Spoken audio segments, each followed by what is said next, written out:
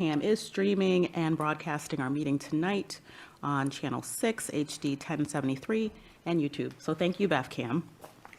Beginning on June 16, 2021, with Chapter 20 of the Acts of 2021, which were twice extended until March 2025, local governments were granted provisions to hold meetings remotely by suspending the need for a quorum and chair to be physically present.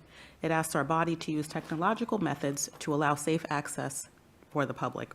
As a note, Beverly has prior approval for remote participation, although through that permission, the chair and the quorum here will be physically present when this act and its extensions expire. So we will conduct a roll call vote since we have a hybrid participation. For those online, please remember to mute when you are not speaking, just because it does become a part of the meeting record. And so with that, I'll conduct the roll and then we will have our pledge. So with that, I will start our roll call attendance. Rachel Abel. Present. Karen Robinson. Here. Aaron Brown. Here. Derek Brennan. He sent his regrets earlier. Dr. Peter Cushing. Present. Katie Kraft. Here. Patricia Spanks. Here. Great. Ryan Redmond. Here. Isaac Bosse. Here. Sadie Brennan. Tyler Kochik. Henry Weller. Here. Victoria de la Cruz. Present. And Casey Fiore. Present. Perfect. Thank you so much. And with that, I'd like to ask Dr. Cushing if he could lead us in the... Oh, did we miss Delphine? Oh, I'm so sorry, Delphine. Are you not on my list? I'm going to write that down. Look at that. Thank you, Delphine. Ann, would you also mind if we have our middle school representatives that you called, they can come to the table if they like. Sure thing. Victoria, Henry, Tyler, come on up. Yep. So they'll... Thank yeah, we you. do have a little packed house right around here, but if that's okay. Thank you. All right, and Delphine will update this printout. Thank you. Dr. Cushing? Thank you very much. I pledge allegiance to the flag of the United States of America and to the republic for which it stands, one nation, under God, indivisible, with liberty and justice for all. All right, thank you so much. Our next order of business is to approve our minutes from October 8th, 2025. I'd like to make the motion to approve the meeting records from October 8th, 2025. Second. Second. All right, now that we have a second, are there any edits or corrections to the minutes?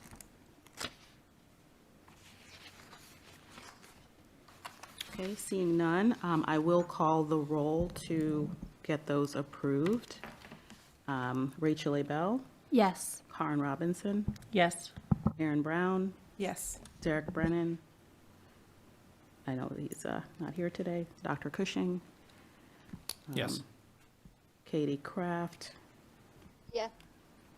Patricia's not here, correct? She is. She is. Patricia Spanks. Sorry, I can't see on the Zoom there. Patricia Spanks. I'm not sure am I allowed to approve? I was not in attendance in October. Oh, that's fine. You can abstain. That's okay. Okay. Yep. I abstain. Yep. Ryan Redmond. Yes. Isaac. Yes. Sadie is out. Tyler. Henry. Yes. Victoria. And Delphine. Abstained. Thank you so much. All right, I will turn our meeting over to Aaron Brown. Thanks, everyone. All right. Thank you, everyone. Tonight, we'll start with some student life updates first, and we'll start with the middle school, if you'd like to start. Just push the button so the light is green. Thank you. Hi, I'm Henry Weller. Thank you for having me this evening. Currently in English, we started our new book called The Outsiders, which we get to watch the movie part we read in class on Fridays every couple of weeks. In civics, we are learning about the Bill of Rights, and in science, we are learning about genetic hereditary and genotypes. Travel basketball teams just had their first games this past weekend with many victories. Since signups just went around, students are looking forward to the French Quebec and Montreal trip in April. Everyone is looking forward to the holiday break and some free time. Great, thank you.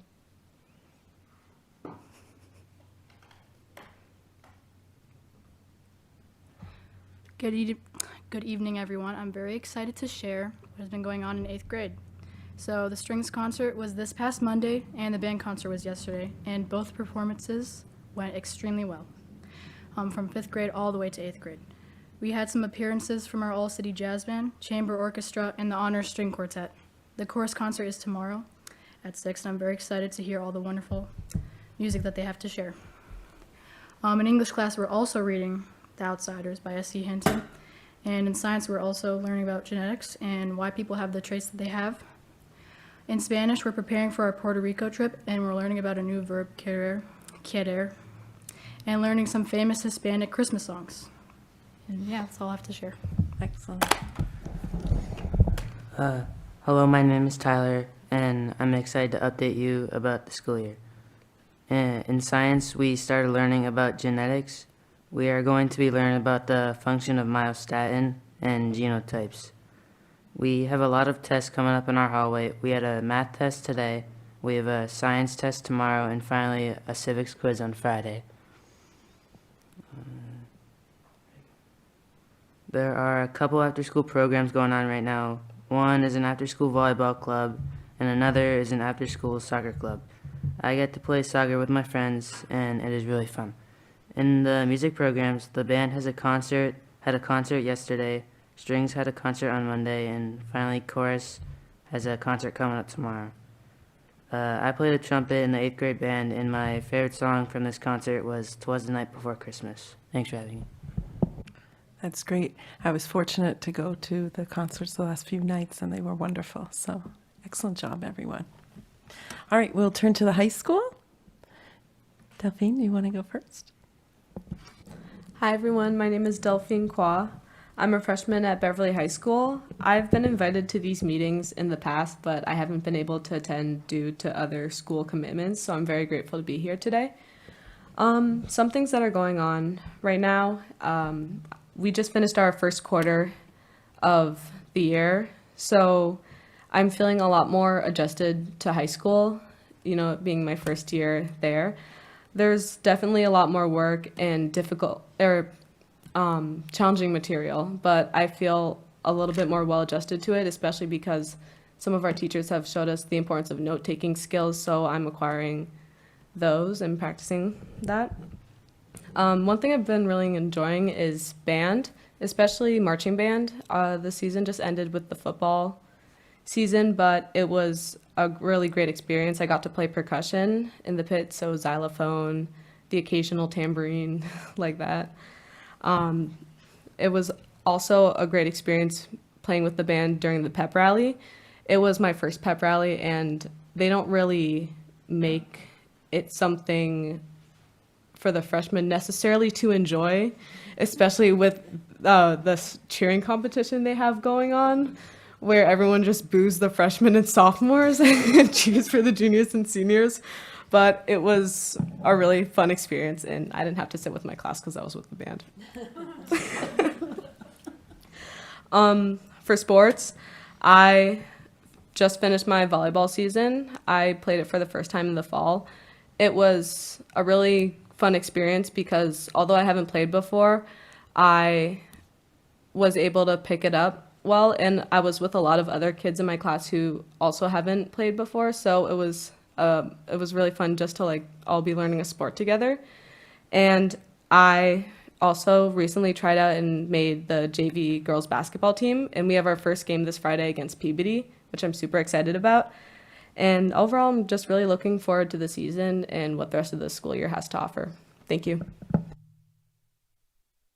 Hi, I'm Isaac Basse, and I'm representing the junior grade.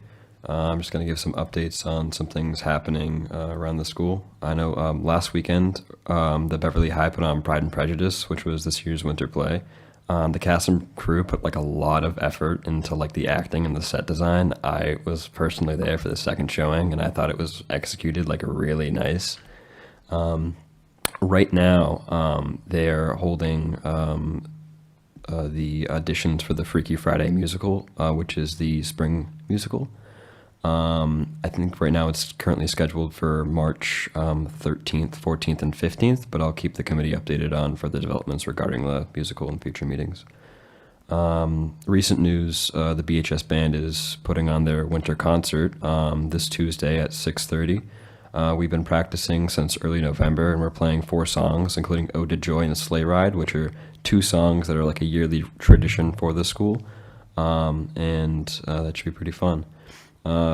Right now, tomorrow for, I think it's my grade and some of the seniors, the engineering and accounting classes are taking a field trip to Bodeborg in Boston.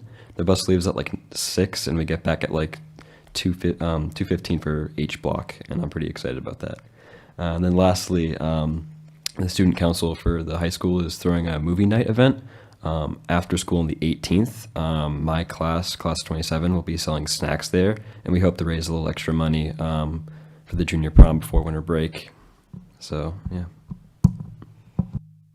Excellent, thank you. I had the fortunate experience of going to the play too. It was amazing. The way the students danced, the dancing that occurred during that movie was, I mean, that play was excellent, and the sheer number of lines that they memorized is absolutely amazing to me. So it was a great performance, and look forward to the future performances. I think there's a middle school musical, not this weekend, but next weekend. So that's something to look forward to too and go to see. And I was blown away by the musical performances this week by our middle school students. And so I asked the quartet, this is the BMS Honors String Quartet. I asked them to join us today. They were absolutely amazing. And I have to say all of the band and strings that performances that I saw were just phenomenal. I mean, the participation rate in all of them, as well as their skill level, shows the amount of practice everyone puts in and their pride in their performance. So I thank you for coming in today, Dash, Victoria, Tigran, and Leo, for sharing with us. So they're going to share a song with us. It's Carol of the Bells. And this is something that typically for at Curriculum Instruction Student Life, we have a performance in December. So I thank you for coming.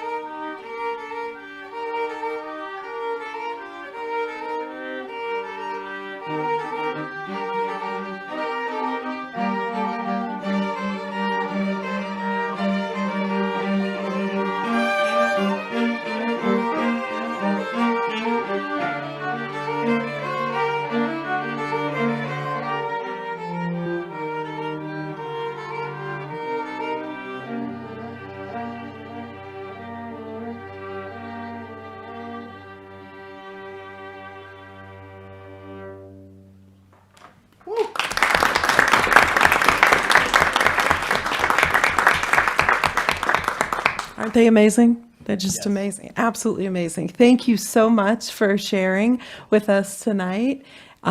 We just really appreciate you coming and being our musical performance this year. So thank you. We'll take a minute and just reset chairs after this, if you don't mind.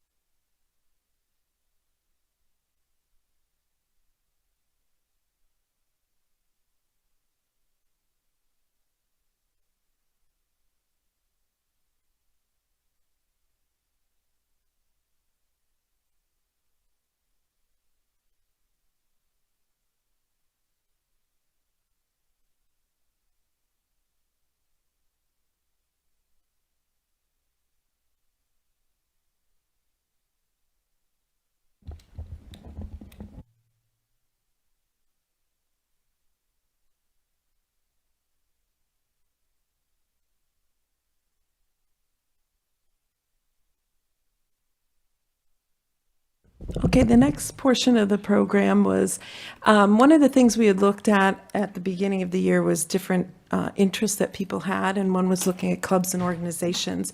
So I asked the high school principal, Mr. Thomas, certainly to find some students that might want to share their experiences with clubs and organizations at the high school and tell us what club they're in, a little bit about the club and what they do, and then their experience with that and its connection to the high school. So we have some amazing people here they're going to share with us. So we'll start with the beginning. We have Aiden O'Malley, Jackson Maker, Wes Harville Fry for Model UN. If you guys would just come on up, you can have a seat. And then just if you'll push the green button when you're ready, but share just a little bit about your club with us and what you do and how it goes. Hi, my name is Aiden O'Malley. I'm a senior at Beverly High School, and I'm the Secretary General of Model United Nations. My name is Jackson Maker. I'm also a senior at Beverly High School, and I'm the Undersecretary General. My name is Wesley Harville Fry. I'm also a senior at Beverly High School, and I am the Secretary of the Treasury for the Beverly High School Model UN. We'd like to begin by talking about the purpose of Model UN and why each of us joined.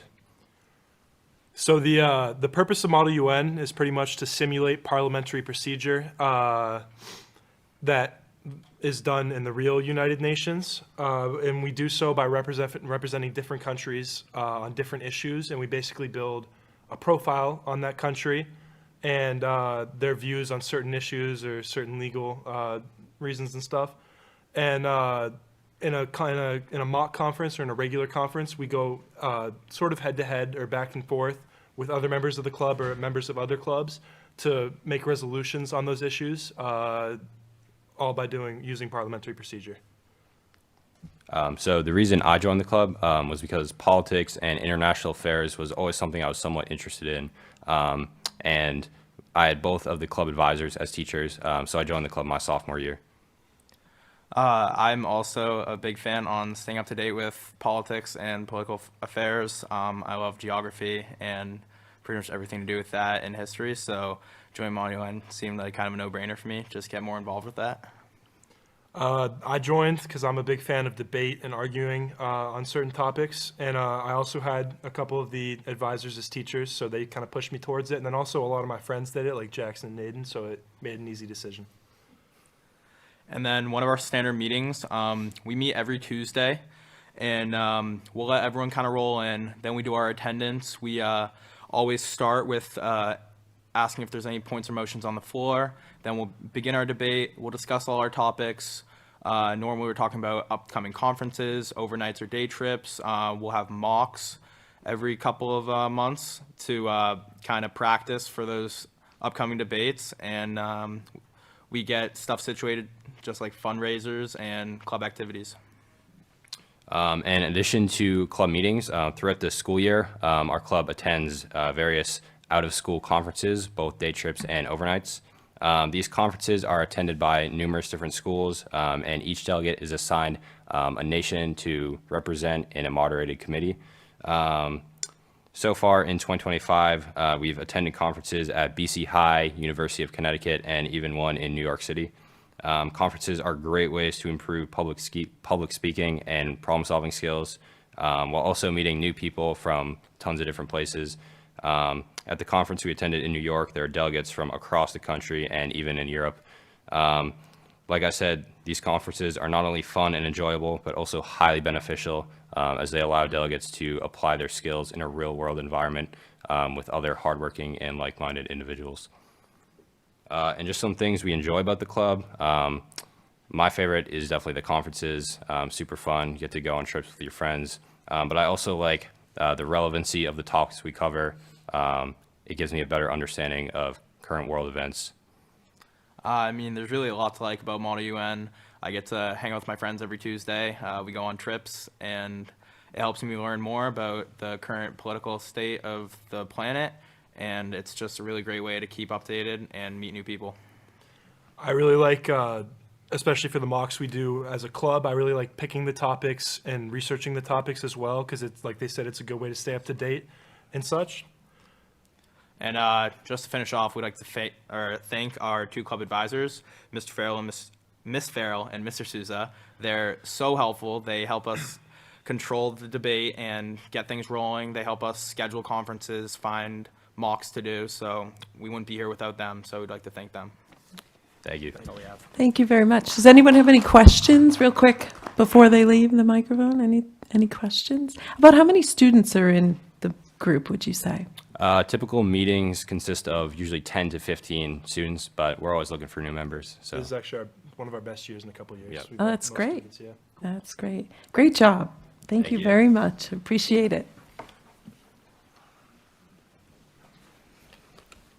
So the next group we'll have up is Stage Right with Maya Miller and Youssef Shalabi.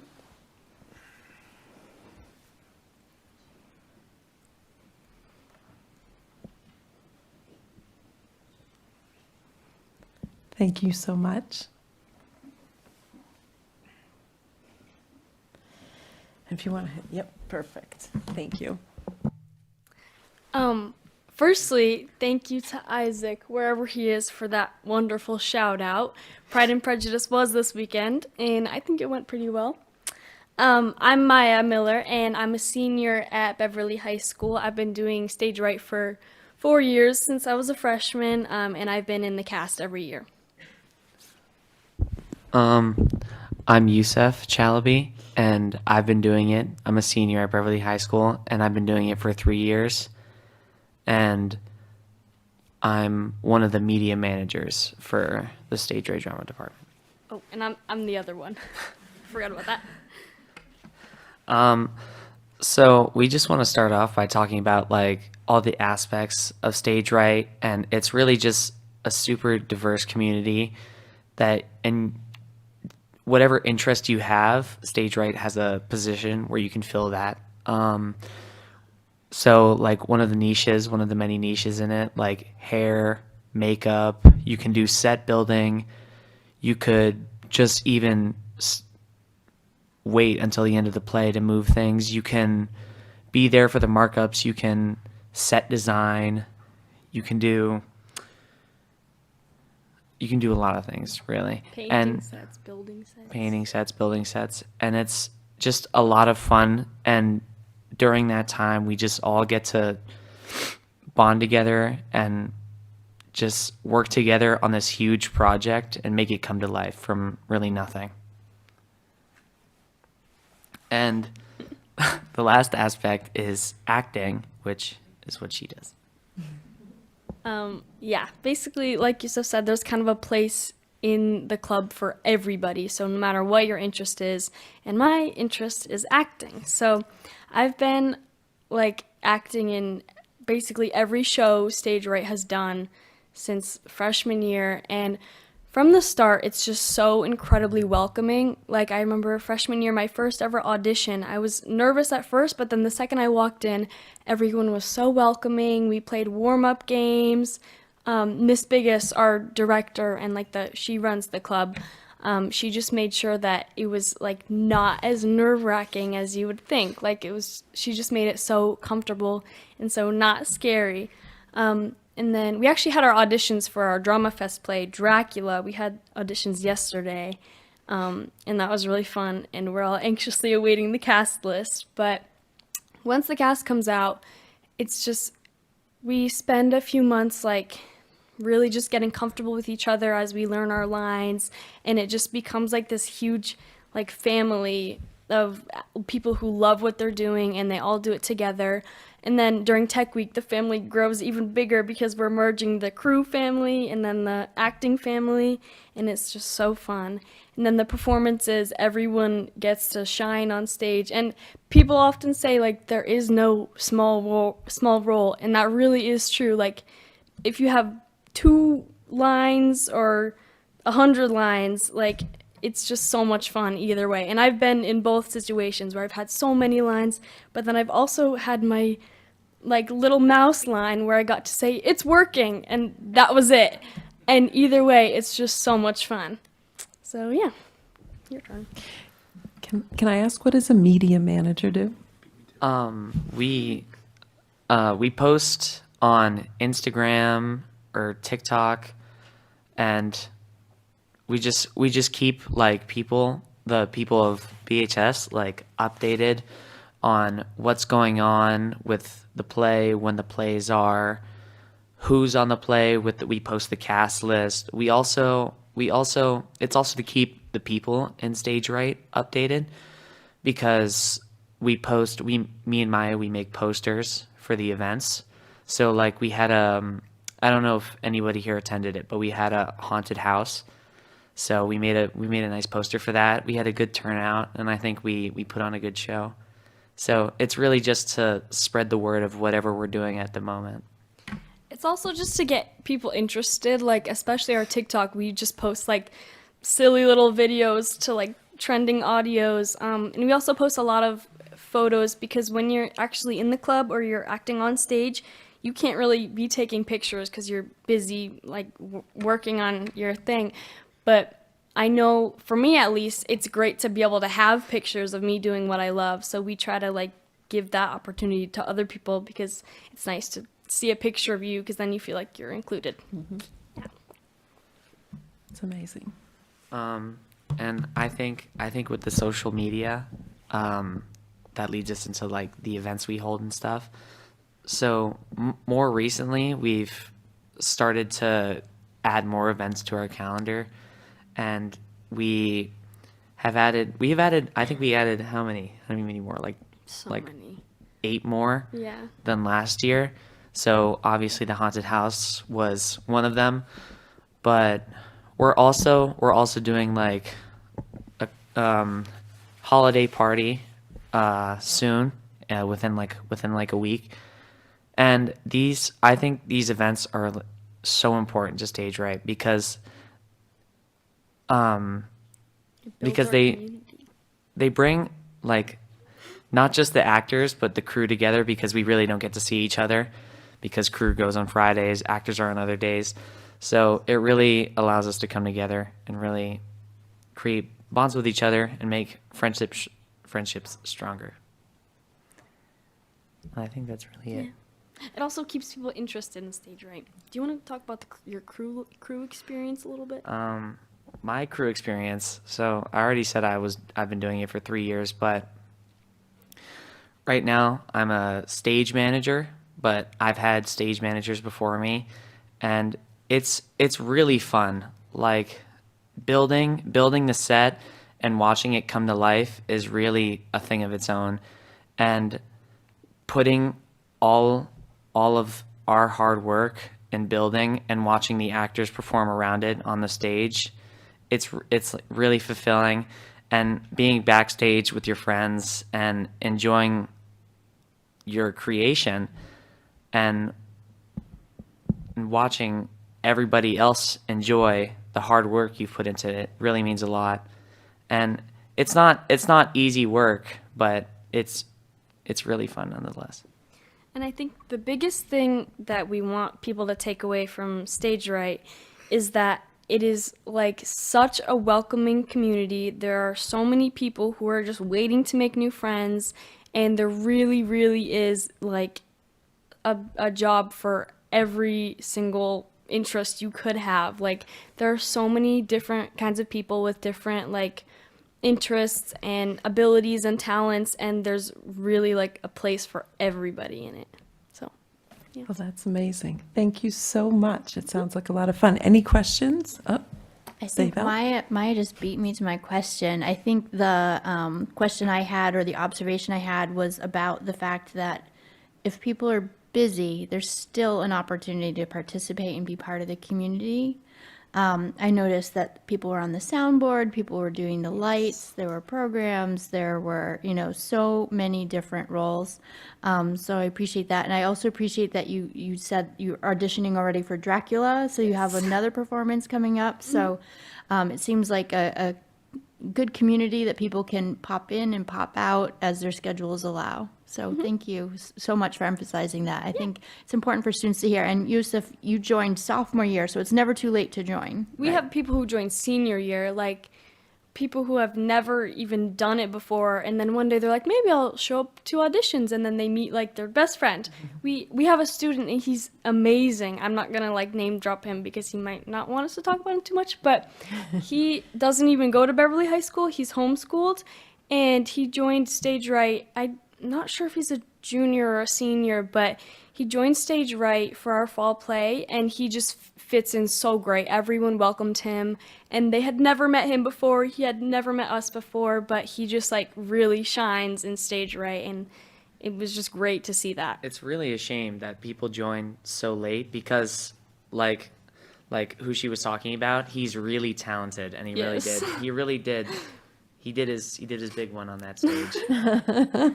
That's another really important thing to bring up, that our homeschool students are still our district students, and they are welcome to our after-school activities, definitely.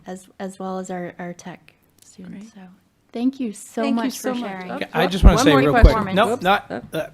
Just it's really great to see your passion and your love for it. It's also great to see you talk about how it's a family and how people are welcomed and accepted and really kind of brought into that family regardless of who you are. So it's just really great to see that, you know, exude from the both of you. And what was your role?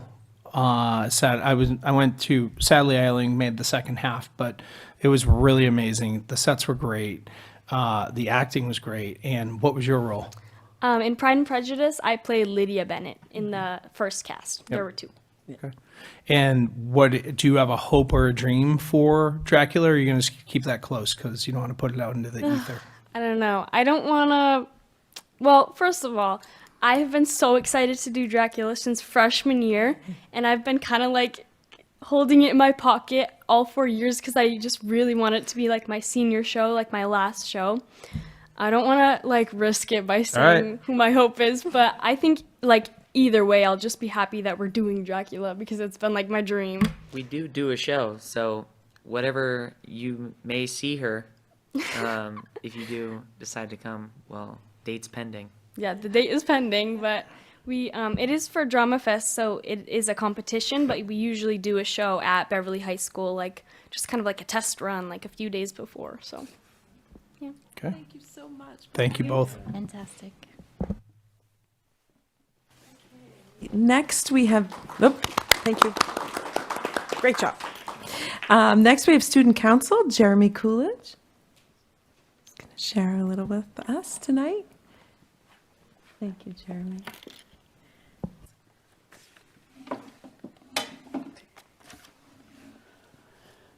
Hello, my name is Jeremy Coolidge, and I'm a sophomore at Beverly High School.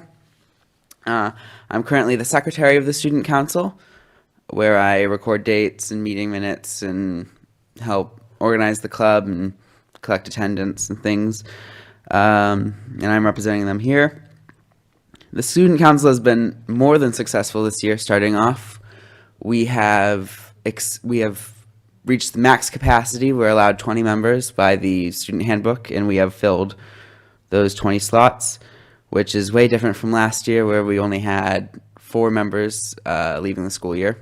So we're happy to have a lot of people coming in. 6 freshmen decided to run in September and got into the student council and our members, and of course a lot of other upperclassmen.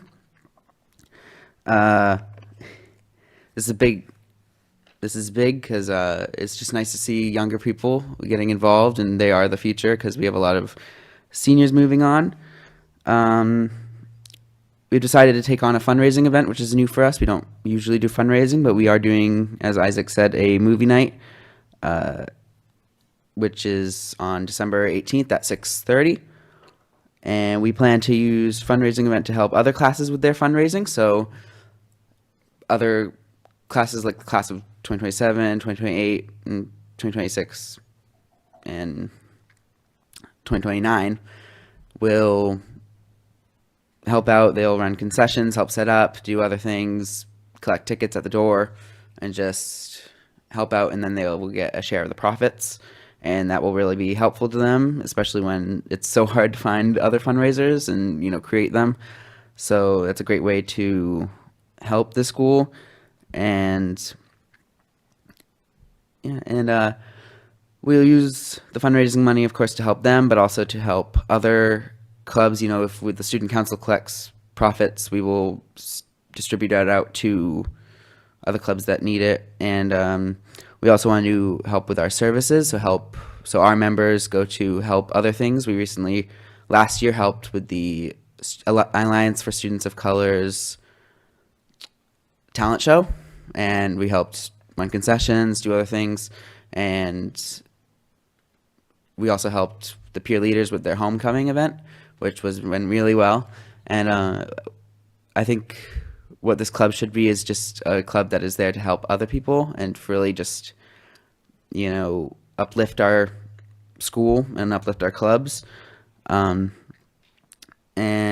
I do want to shout out our president, Carmel Dulambal, Vice President Henry Costa, and of course our school committee rep, Delia Gauker, who has played a huge part in shaping the relationship between our students and upper, you know, representatives, school committee, other faculty members, and just everyone else that serves on the council that are brave enough to step up and share their ideas of what the school should be.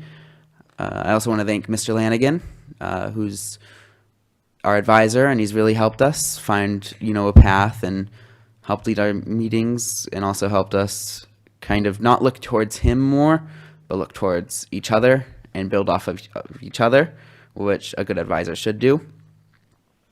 And yeah, so I think the student council has really grown this year, and of course we will dwindle as seniors, you know, go on to do their REACH projects and put more of their time towards that. But I'm glad to see that we have a good membership and a good lot of people that want to take on this role. Well, thank you. It sounds like you are your organization is very supportive to the other organizations in the school, and I think that's really important. And I thank you for all that work. Anyone have any other questions or comments? Thank you so much, Jeremy. Appreciate it.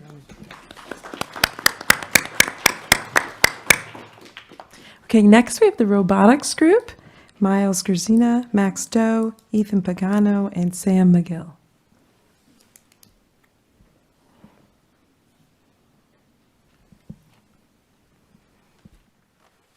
Thank you very much for coming tonight.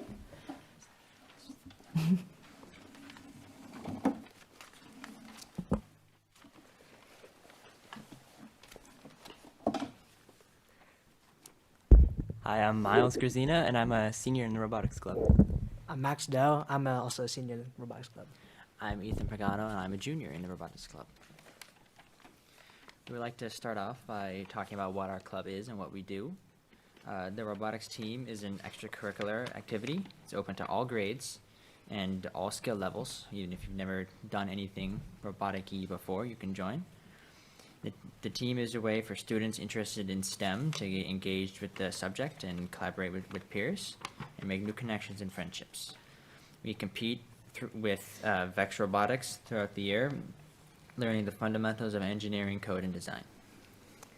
Last year, we applied for a $25,000 grant to the Massachusetts Life Science Center to create a classroom component for our program. Now students will get a classroom education on robotics using the same platform as our competitions, VEX. When we reached out in a local paper, an organization called Gordon Foundation reached out to us to support our program. They awarded us an additional $25,000 and have pledged involvement/support for the program for the foreseeable future.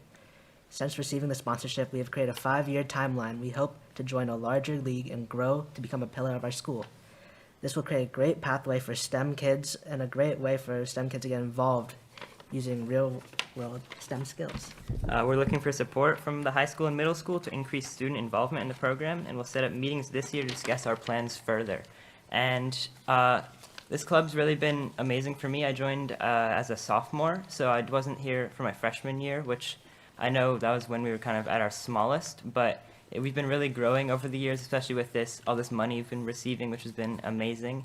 And even though I joined not at its smallest, it was still very small when I first joined. I think there was only 3 or 4 other people, and we had a cool robot, I must admit. It was very cool, but at the time it was super cool, but now as I'm seeing what we're capable of, it's been less impressive thinking back. But It's been a really amazing experience for me being able to, like build something with my own hands, even though I've never really, like, it's something you see in videos, but you never think, you're like, oh, I see that, but I couldn't do that. But then like, doing this is like an experience that lets me realize I can do these sort of things, and working with all these other people is amazing. Everyone's super nice. Our advisors, Mr. Pellegrino and Mr. Riley, are amazing. They're really welcoming. We couldn't have any of this without them, like the space they provide, and they welcome everyone. We've just got 2 new freshmen this Monday, which was awesome for the future of the club. And it's just a really great team experience. And we go to our competitions, and we hope to do well this year as well. And yeah, it's been going great so far. Our robot is awesome. How many competitions a year do you guys attend? Last year, we were cut off a little because of the strike, but we did 2 last year. We were planning to go to more, and then this year so far, we already have 2 scheduled, one for January at least, and then we're planning to do definitely more since we're more prepared this year. That's great. That's great. Well, thank you very much for sharing. Sounds like a lot of fun. Thanks for having us. Thank you. Thank you.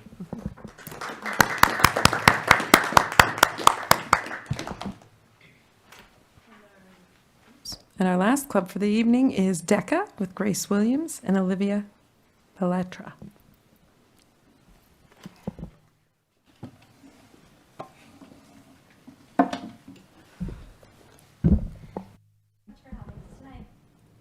Sorry about that. Thank you so much for having us tonight. My name is Grace Williams.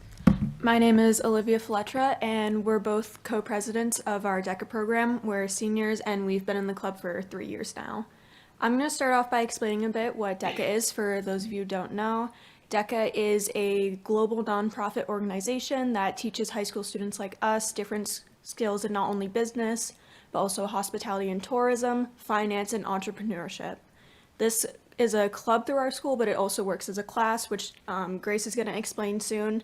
But we have DECA during class time, and then we also compete 3 times during the school year. In January, we are going to compete at the Doubletree in Danvers. Then state qualifiers will move to compete at Seaport in Boston. And then this year, the location usually changes, but in late April, we're going to be going to Atlanta, Georgia to compete internationally.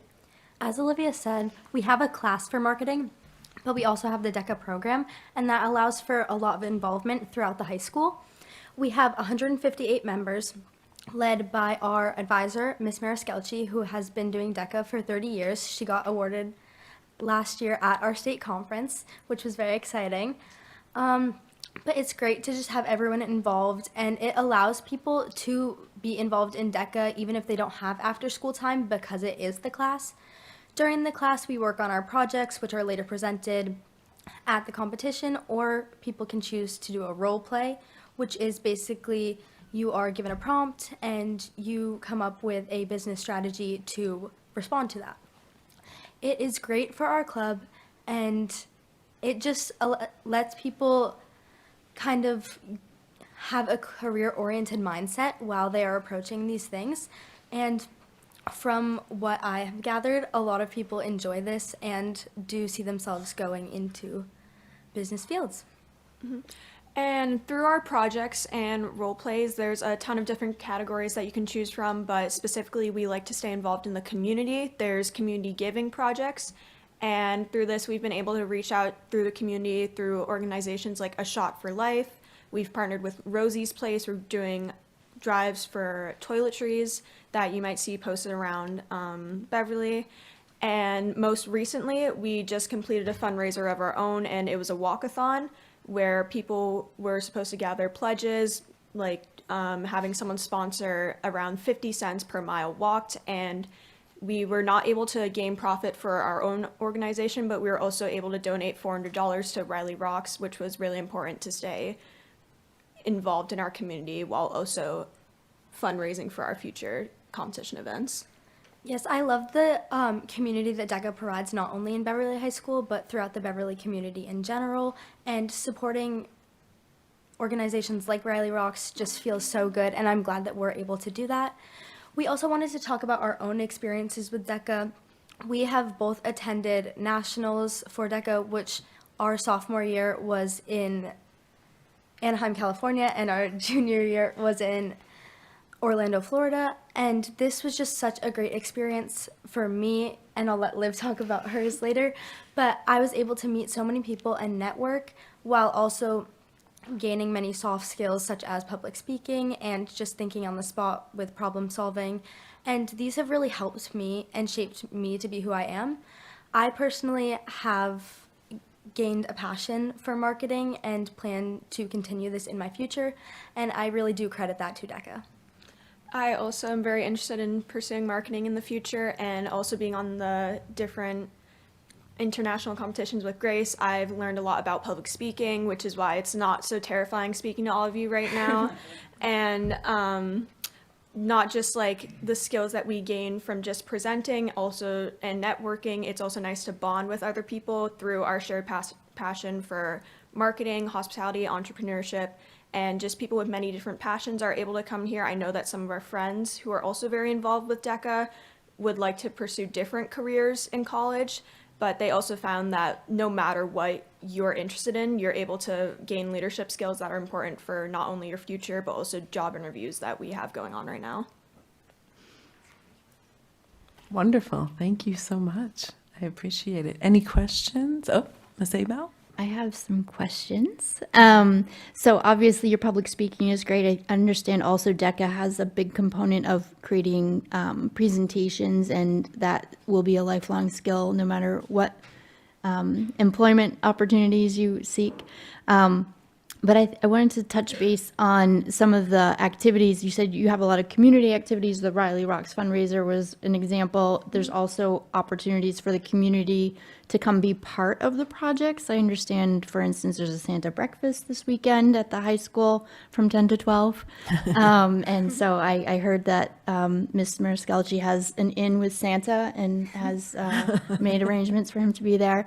But that you also are helping with a lot of the other community events that are just part of the fabric of Beverly. So do you want to highlight any other upcoming events? I know there's a lot.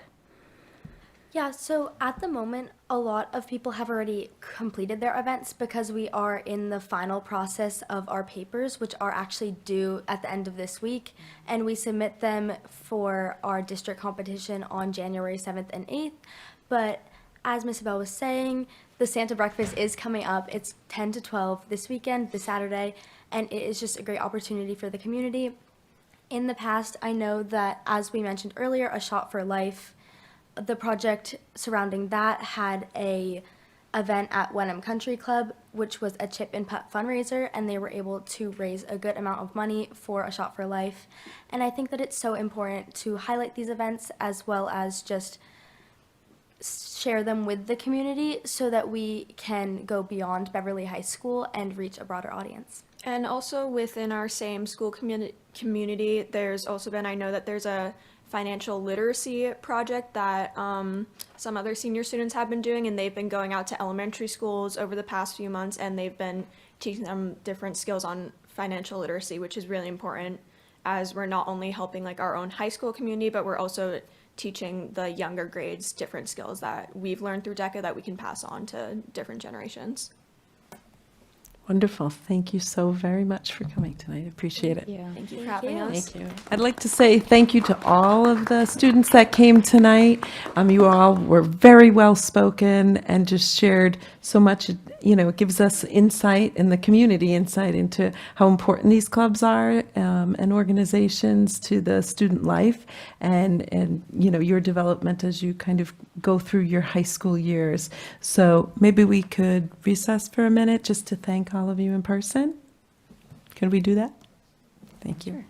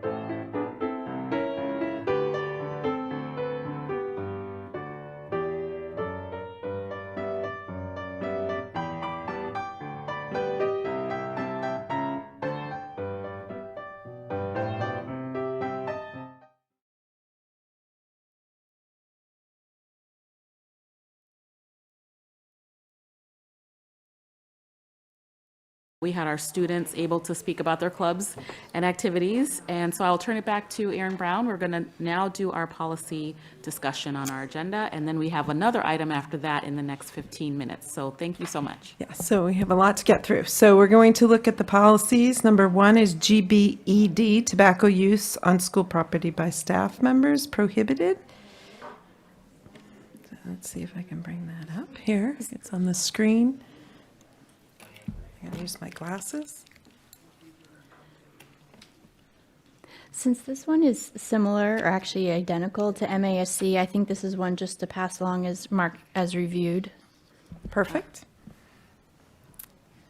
Let's see. Sorry. Too many tabs open here. And then we have policy IHBD, Compensatory Education Title I. Again, the same as MASC, so we'll pass on as reviewed. Then we have IHBF, Homebound Instruction, Beverly's own.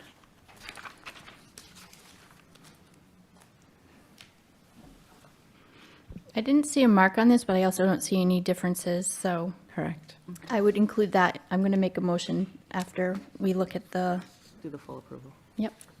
Okay. And get back here. This gets in the way.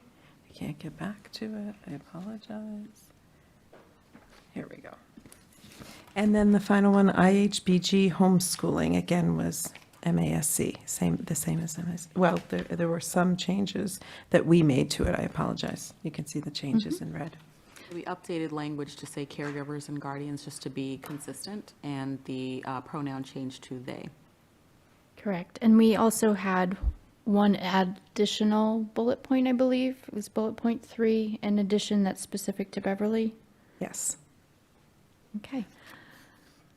I'd like to make a motion that we pass along to the new committee of the whole in January these 4 items. The first 3, marking them as reviewed, is our recommendation from SISLE. And for the 4th item, which is IHBG, my motion would contend that we should ask the committee to accept the edits as marked for adding caregivers, making our pronouns neutral, and keeping the Beverly-specific bullet point number 3 about textbooks. Second. Okay, so with that, we have a motion and a second, and my understanding is that we're going to vote for these as a body, right? Okay. So I can do the roll, if that's helpful. Rachel Abel, Yes. Karen Robinson, Yes. Erin Brown, Yes. Dr. Cushing, Yes. Patricia Spanks, Yes. Ryan Redmond, Yes. and I believe that is it. The remainder are our students. Did I forget anybody? Katie Kraft. Oh, Katie, I'm sorry, I can't see you. Paul Casey Fiore. Okay, Katie Kraft and Casey Fiore. Yes. Thank you.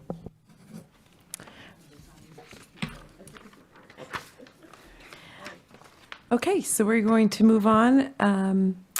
Just one thing to back up a little bit about clubs and activities, just a little overview. We have over 25 active clubs at the middle school and over 42 active clubs at the high school. And I think it's really important to highlight the students, tonight certainly were just a sample, and I wanted a little sample of different clubs that are happening and just the atmosphere within the clubs.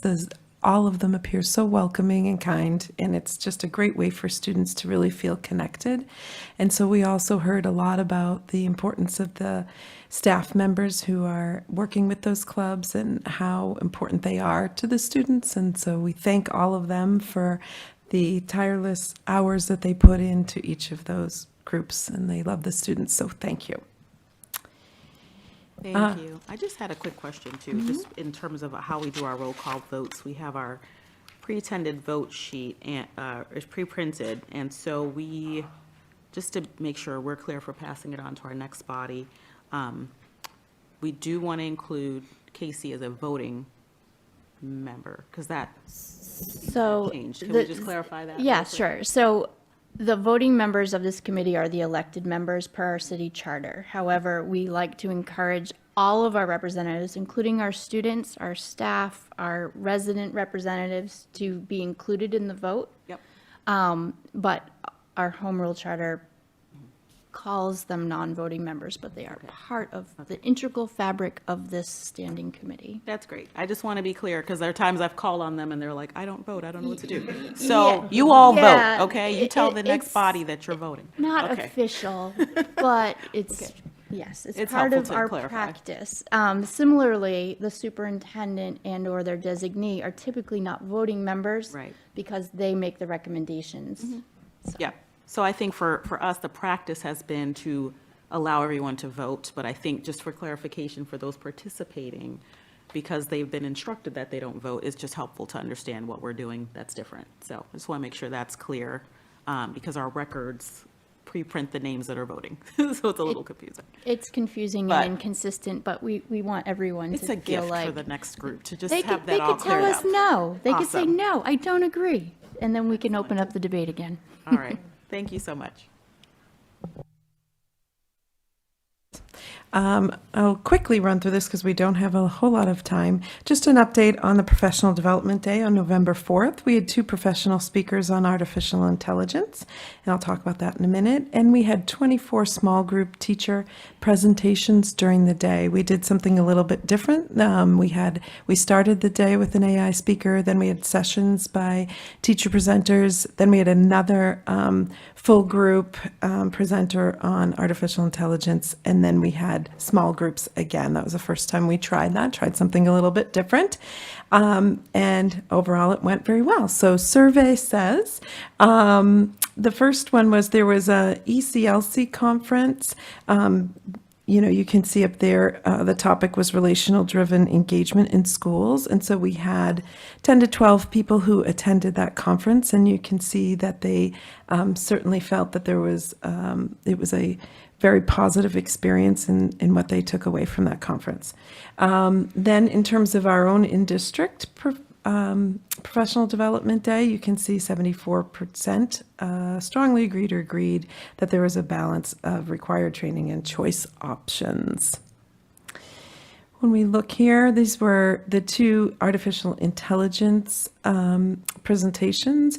One was navigating AI in education, and that was really looking at how do teachers use the tools within AI to either enhance lessons that they're developing, maybe also look at how they can differentiate their lessons, and as well as other really neat tools that you can use and think about in AI that can certainly help with just the day-to-day in and out of teaching and the different tasks that are required to do so. And then our second speaker was really talking about students' exposure to artificial intelligence and all of the different things that are out there, and things for us as educators to recognize and see in students, and a way to help them, because it is a very sometimes scary landscape for students. And so for us to be aware of what's out there and kind of bring an awareness to us and how we could help students in that way. So you can see there, Mr. Greg Kuliak's keynote presentation provided me with relevant, helpful information. 69.5% strongly agreed. And then Ms. Gallagher's keynote presentation, 67.6% strongly agreed that it was relative and helpful information. We did have the first speaker last year, so this was kind of a second step to what he presented last year. So overall, pretty good. Here are small group teacher-led workshops, and I have to say I am so thankful to all of the professionals who have so much knowledge that stepped up to share their knowledge with the rest of the staff. That's not always an easy thing to do, so we really appreciate that.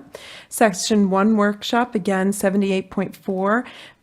Percent of the people responding said it provided me with relevant and helpful information, as well as in the second set of workshops, 80.5%. said the same, that strongly agreed or agreed. So those are really good results for the presentations on that day.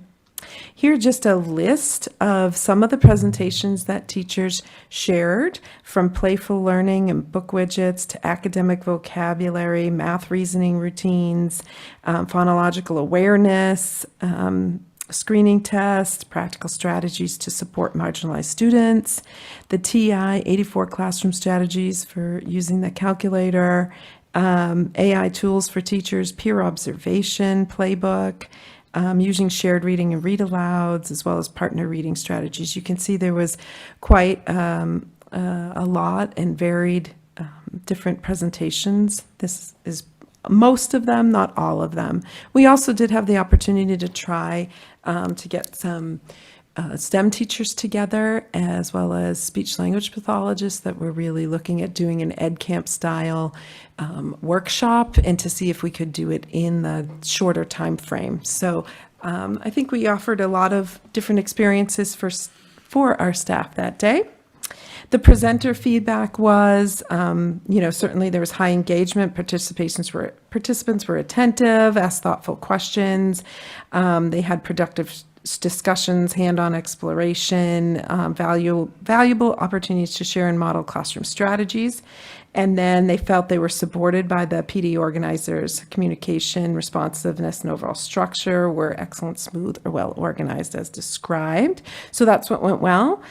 What could be improved? We're always looking to improve. And so pre-registration, so kind of thinking about that, we went back and forth on this component because sometimes we can't get everybody to actively pre-register for things. So trying to figure out ways to get staff to pre-register and thinking about different apps that are out there now that might help us do that in the future, and just help remind people what they signed up for, because I know that those are things that have caused some issues in the past. So we have enough lead time with that to do that for next year.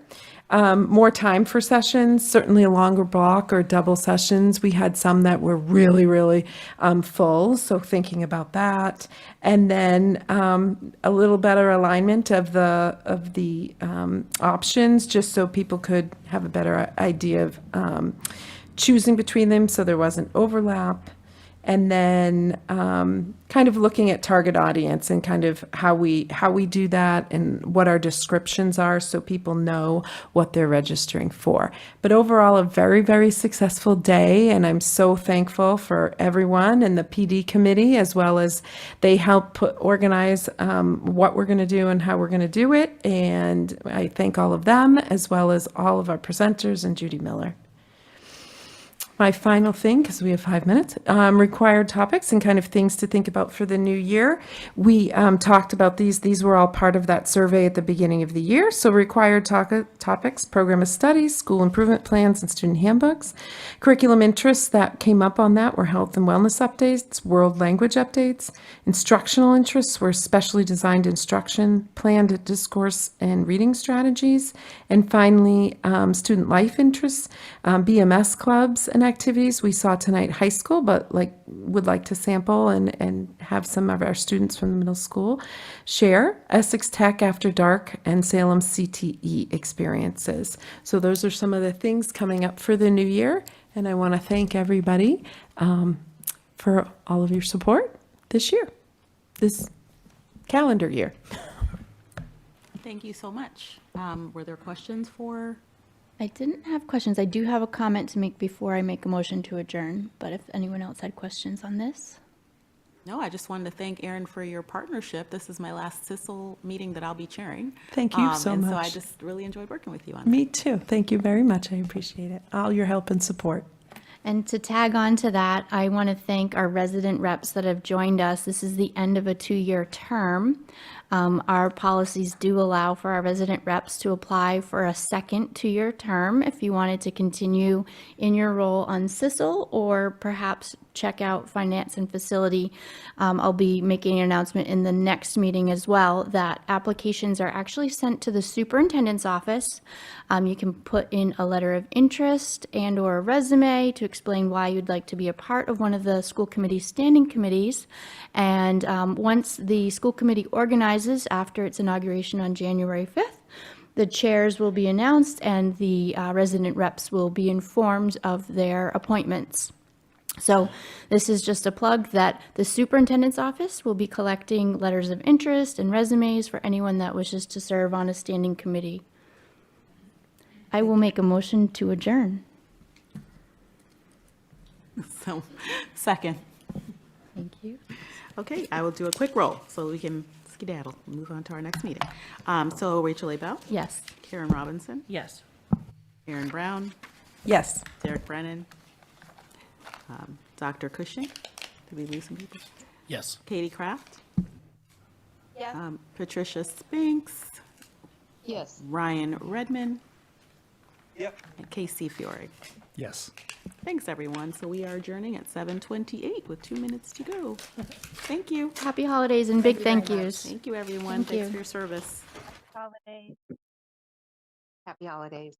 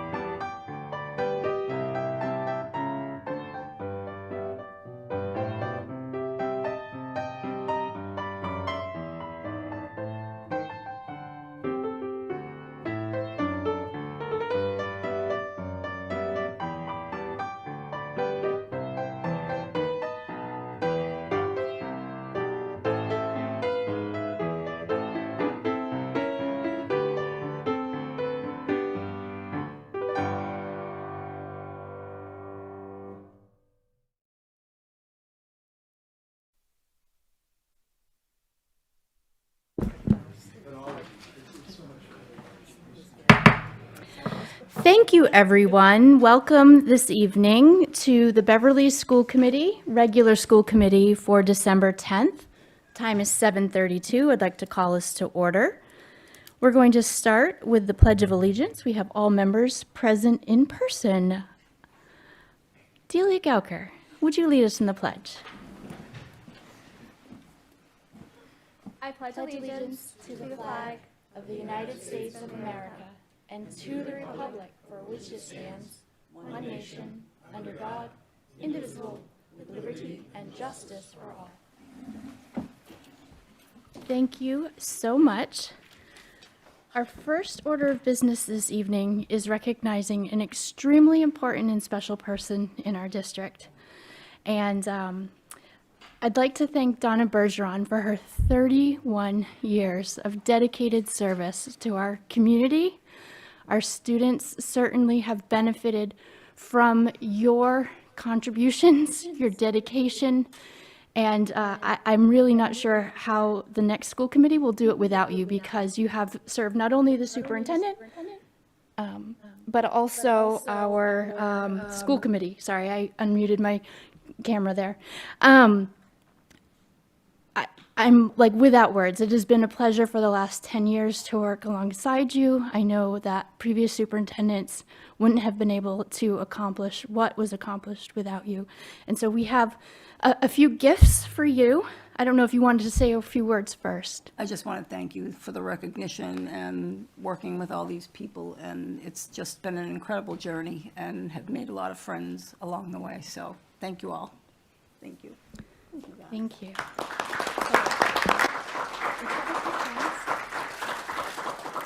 On behalf of the school committee, we have an arrangement for you that is hope to bring home and enjoy. We also have a gift and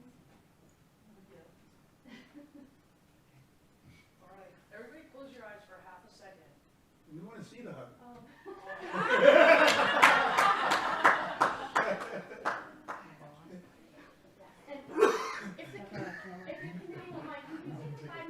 And get a photo with Donna.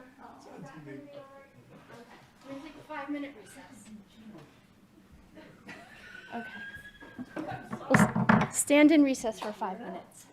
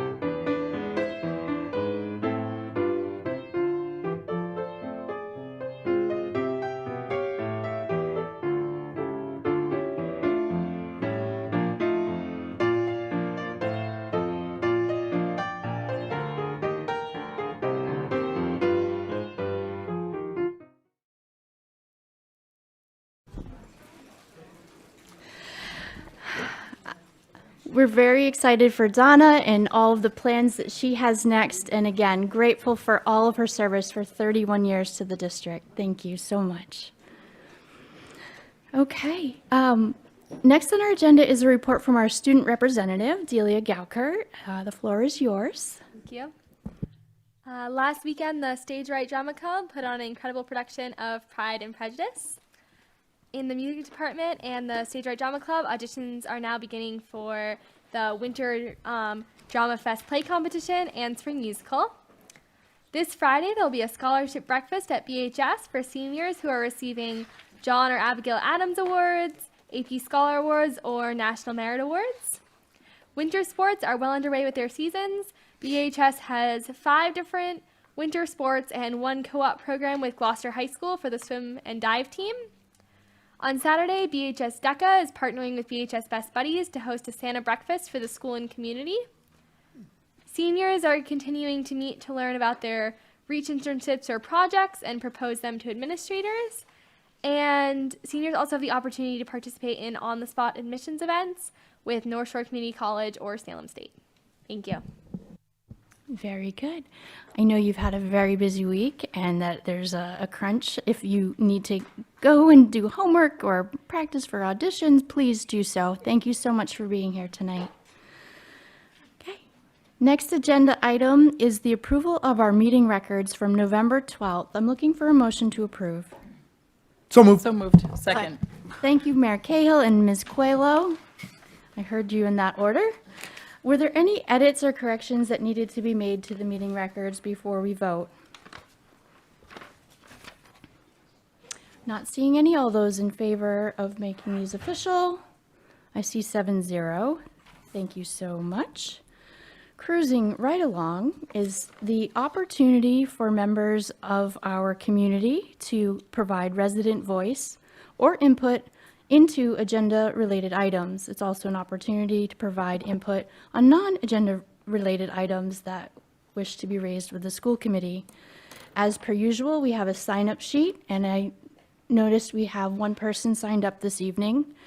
If in future regular school committee meetings, members wish to sign up, you can do so in person at the Beverly Middle School in the library, or you can send an advance email to residentvoice@beverlyschools.org to be able to be provided a link to join us remotely or alternate accommodations.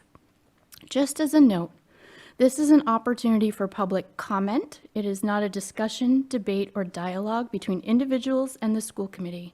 It is an individual's opportunity to express an opinion on issues within the school committee's authority. Remarks are addressed through the chair, who may refer items to the superintendent for future considerations. That's directly from the school committee policy. So our one speaker, John Taylor, 41 Cole Street, just please reiterate your name and address for the record after pressing the button green. You have 3 minutes. Thank you, Madam Chair. Oh, I think that was loud. Thank you, Madam Chair. I wanted to speak on the issue of personnel transitions within our school committee. And I first wanted to thank Ms. Robinson. I know you were on the Finance and Forecast Committee last night. So thank you for working so diligently. And thank you for those members of the committee who are leaving as their terms are over. And I wanted to make a reflection specifically about the school committee president, and there are 3 pictures as that person has been such an integral member of our community and schools. I have 3 pictures that stick in my mind. One, most recently, was of the person at our holiday parade, which happened right after Thanksgiving, as I was a member of the Beverly Bike Committee. She kindly picked up my water bottle, and I thank her for that. The other was at a REACH internship. I will forever remember this picture as she looked on, glued to what our students at the high school were talking about to her. I think that was a robot presentation or something like that.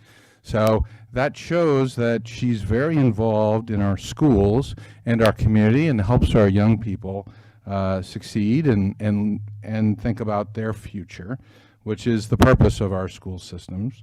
And the third image that I have of the school committee president is, of course, her handing out diplomas to 2 of my children. And they received their diplomas at different times.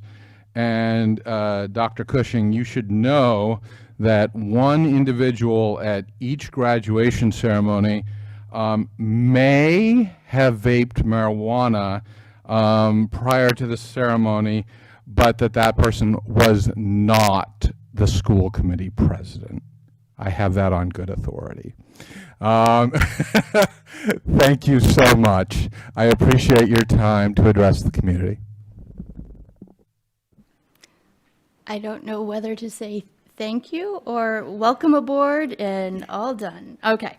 Thank you, Mr. Taylor, for those reflections. Okay. I am just looking around the room. Are there any other people here that intended to speak this evening? Seeing none, we will move along in our agenda.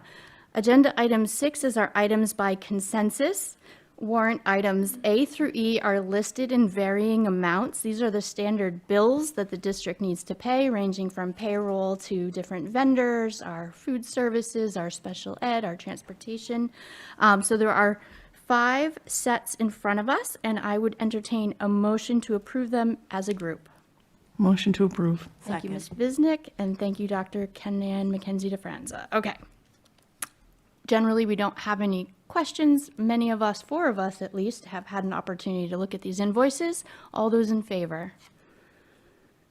Thank you.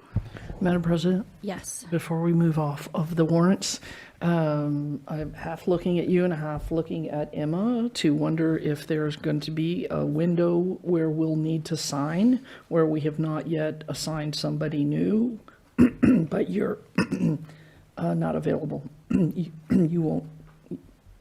Is there going to be a window? Is there such a window? I think with the inauguration occurring on January 5th, so long as a quorum of new members are inaugurated and hold an organizational meeting, that would be on a Monday. The warrants generally come out on Wednesday. Okay.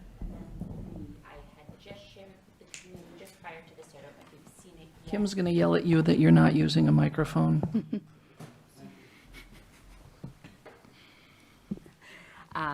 There is a amended schedule for warrant payment and review signature resulting from the holiday. So I did share that with the committee just before this meeting. And so there will be the last warrants of this calendar year on December 29th. And then the next ones won't be needed until, I'm looking at a calendar, January 6th. Okay, so the So we should chair, be in good shape. Chair, Vice President, Secretary, and Mayor will be on the lookout, understanding that we need to close the books for this term on the, before the 29th. Yes. Submission. Okay, thank you for that. Thank you. Thank you, Ms. Visnick. Logistics. Dr. Cushing, we have reached the portion of the agenda where we are looking for your report, and I believe we also have an action item tonight. We do, and I'm hoping to be speedy, so it does not have to be a 2 Diet Coke night for Member Visnick. 4? Yeah. Okay. It's true. So before I begin, I do want to just say a couple of things. Earlier this evening and over the past 2 weeks, I've sent out numerous email messages included in my, and also included in my weekly update about a budget survey that Emma and I and others members of the team have worked on. At present, or I shouldn't say at present, but as of Monday, we had approximately 324 responses, if I'm remembering correctly, and just really looking for members of the community to be able to reach out with this survey tool and offer feedback. We have it translated into several languages to really demonstrate that we want to hear from as many people as possible and to capture feedback. I want to take a moment to congratulate everyone who participated in the Thanksgiving Day football game. While athletics is not everything that Beverly High School does, the Thanksgiving Day football game, going back 127 contests or was a really great opportunity. It was a wonderful weather day, and we got to see the 66th victory over those 127, 66 wins, 54 losses, 7 ties. So hopefully next year will be the 6-7 victory for any of our elementary school kids watching. The band was amazing. It was really, really great. Their performances, the officials may have been a little upset at the delayed start to the game, but it was well worth the musical interludes, and they were really just phenomenal. And seeing both bands participate together is really exciting. I think also while it's been said here numerous times this evening by Delia and during the SISLE meeting, Pride and Prejudice on Saturday evening, due to family commitments, I could only make it for the second half. But it was so amazing to see the students. I may have had to check the Cliff Notes to fully understand, because I may have learned Pride and Prejudice through osmosis myself in high school, but it was such an amazing performance. The kids were so invested, and then to see, and we'll share many of the pictures out this week in my weekly update, but to see their excitement as they took their bows, and our stage tech, stagehands, audio and lighting people came on board. It was just so phenomenal. So kudos to Miss Biggis for her work with that, and all of the students who helped to make that a reality, and any of the sponsors as well. I do also want to take a moment to publicly thank Donna for her time with me. I wish it were longer, by no stretch of the imagination. She's been nothing but phenomenal in supporting me and to help train me as well. And, really appreciate her throughout this time. All right, on to my slides to make sure it is not a 4 Diet Coke night. So I want to take a moment to update the community. So I published out just want to minimize my Zoom window here. Published out the LGBTQIA plus Advisory Council last week in my weekly memo. Again, this evening, I published it in a direct email and voice call to families. The district is seeking to partner with community members to create this advisory council to primarily support students, but also staff. We are seeking interested individuals to help lead this work and reduce hate. This will be posted online, and also anyone watching can scan the QR code, and that'll take you directly to the sign up. At present, we have 5 community members who have expressed interest in being a member of this. My hope and aspiration is that number will grow over the next week and a half or so. Obviously, it will be kept open for anyone who wants to join at any time, but anyone else out there who would like to forward this and help to drum up support would be really great. The MTSS, which multi-tier system of supports, Beverly Student Support Team, and Special Education Commission. Our first meeting was held on December 8th, 2025. This came from an early September meeting for the resolution put forward by Member Visnick. And what we did, we spent about an hour and 15 minutes on that call. Several members of the, I believe Caleb is still here, but oh, good. So there were several members of the community who are a part of this, as well as members of district leadership, school leadership, and we established norms, which are shared there. And we began reviewing the resolution, making edits, and established our next meeting date for Thursday, December 18th, via online participation. And so we are moving forward. I apologize for the delay. Things have been busy entering the role and finding time, but was able to enter and start holding the meetings, and wanted to make sure that we had another one before the holiday season, and there was a long delay. Any members of the team or anybody? But I wanted to take a moment here to discuss class size. In your packets, all right, in your packets, you have breakdowns of 2 breakdowns, and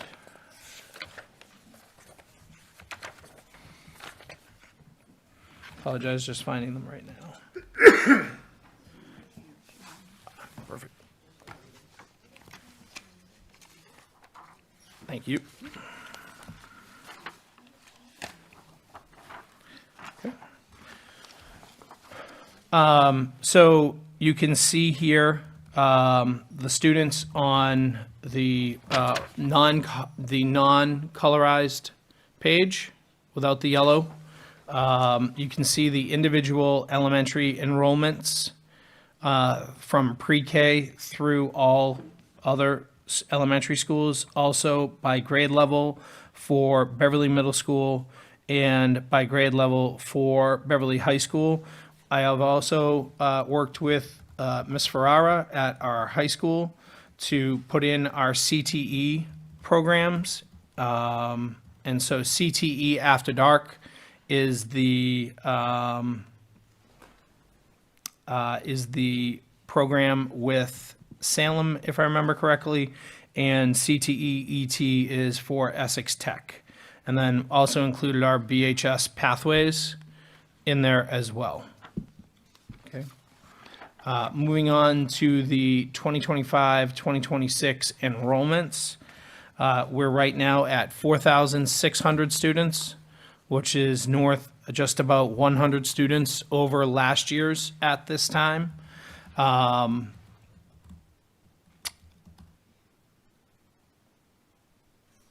One thing I don't think I captured on here is the number of students at Recovery High School, which is 10.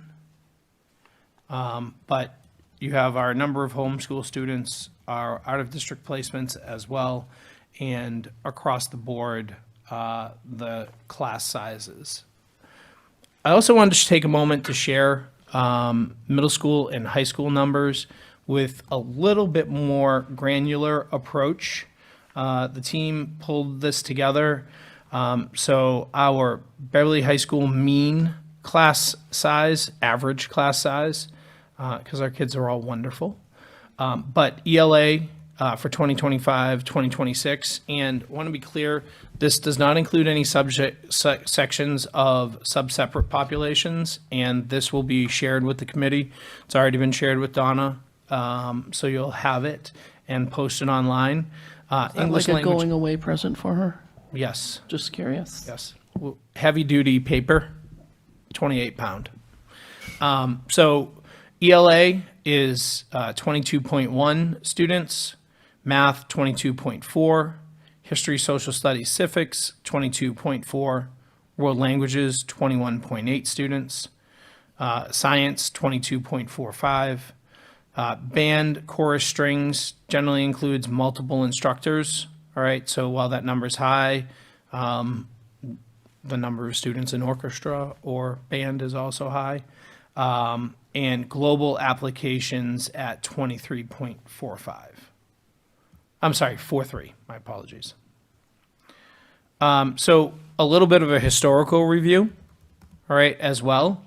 So here's the average class size with a historical review. So in 2017 to 2018, the last year of the 6th through the 8th model, ELA had an average class size of 26.2. Today, that number is 22.1. All right. In 2018 to 2019, the first year of the 5th through 8th, it was 23.7. So just want to look at it. It, counts backwards a little bit, but if you look at it the way it is.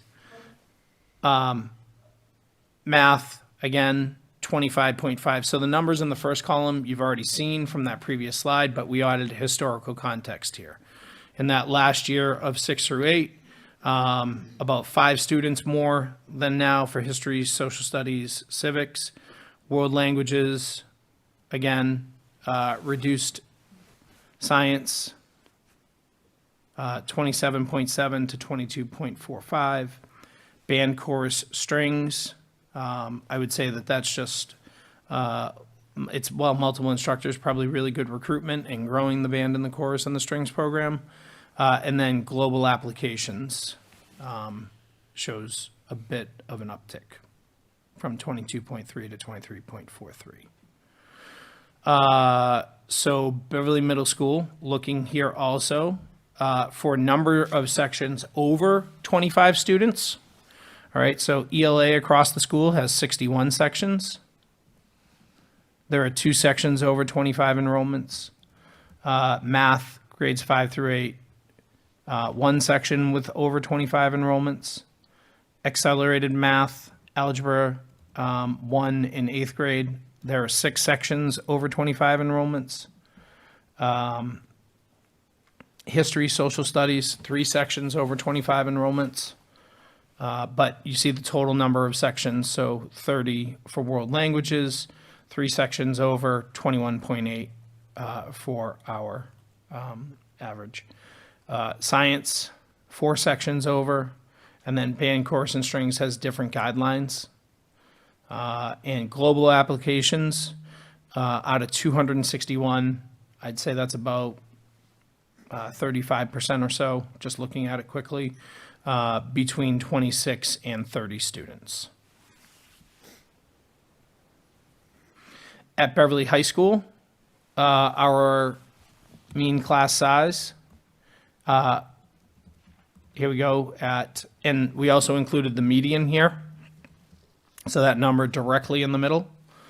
English core, and you see here the number of sections at 30 students. So English 21.35 as the average, math 20.88 at the average, history 20.38, world languages 16.86, science 18.79, performing arts, band has a higher maximum, so we didn't include any sections again for sub-separate or AP level courses online. Performing arts 23.75 and all electives at 22.53.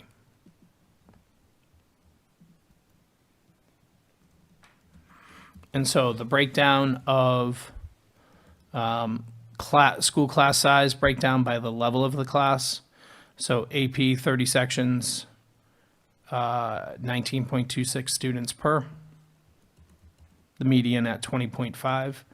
Honors level, 104 sections, 21.55. College prep level, 107 sections, 19.1 as the average.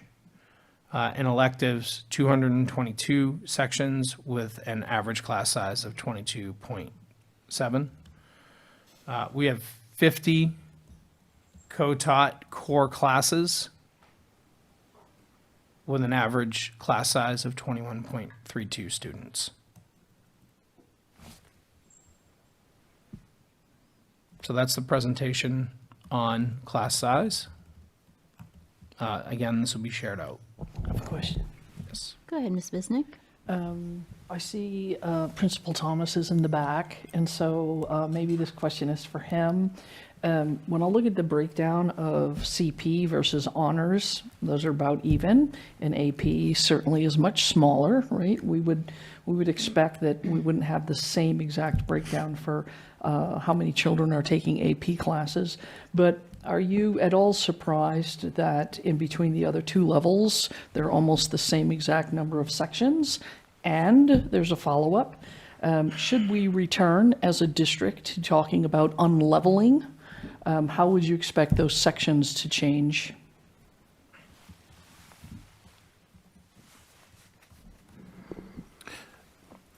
So I think as far as surprising, no. This is kind of traditionally what we see in our breakdown of courses. But in regard to looking at having one level as opposed to multi-level for honors and CP, what it would do is it gives you more flexibility to even out numbers if they are disparate. And so if it gives you just more options to do that if you're not trying to plug in certain areas in a pretty complex schedule with 1,100 plus students with 8 classes, that type of thing. So the conversation is always there. And although we, as I said to my staff, it's something that we weren't going to pursue at the given time. It's still part of our regular discussion, part of our instructional practice, how we view it and how we prepare for our students. So, Thank you. thank you. Do any other members have questions? Okay. Thank you. So competency determination, this is the action item for this section of the report this evening. Again, mandated by DECA. They issued notification in late July. DECA resource page and webinar linked here. Graduation requirements will be shared via the DECA website. This is new. All competency determination policies will also need to be shared on district website as well as with DECA. So you'll be able to comparison shop competency determinations between school districts. We'll need to assign a policy number and categorize in the policy handbook. And tonight we're seeking a second reading vote to approve adoption. I do also just want to take a quick moment here to say that the graduation requirements and end of course assessments were presented formally to school district superintendents last week by Commissioner Martinez and Secretary Tutwiler. This is something that will have significant and robust public comment, but it is something that may cause this competency determination to change over the next few years as these new elements are contemplated and potentially rolled out to communities. So just so everyone is aware on that, it was published in the Boston Globe. It's been published widely. I will share it out as best I can in my weekly memo so as not to confuse people. But this is a pivot from the MCAS moment to now this end of course assessment as a way to understand that all students are meeting certain standards. It will not be used from the webinar to impact a child's graduation. So there's that one piece. Ms. Visnick, do you want to get us started in discussion? I would With a love motion to start or discussion first? Are you seeking clarifications? Yes. Seek clarification. Are we voting on the recommendation, on the mandate put from the state? Or are we voting on something that will be our own? We're voting on something that our own Principal Thomas and his team worked tremendously hard on this, and also partnered with central office on reviews and making sure that it is rigorous, challenging, and also affords students multiple opportunities to demonstrate competency. Just as a reminder, we had a first reading of that at our last meeting. Yeah, I guess I'm thinking that I was under the impression that we would get a more, a detail of where did we split?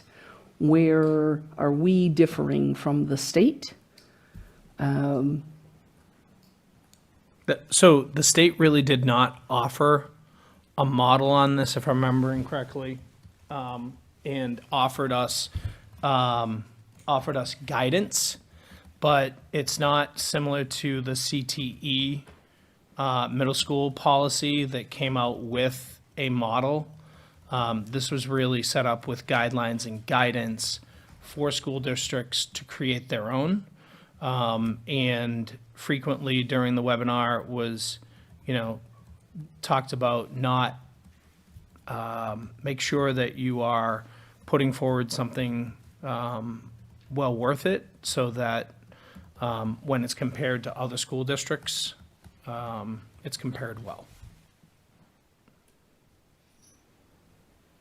So this is not model state. This is Beverly grown, Beverly built and I will say we've put a lot of effort into this.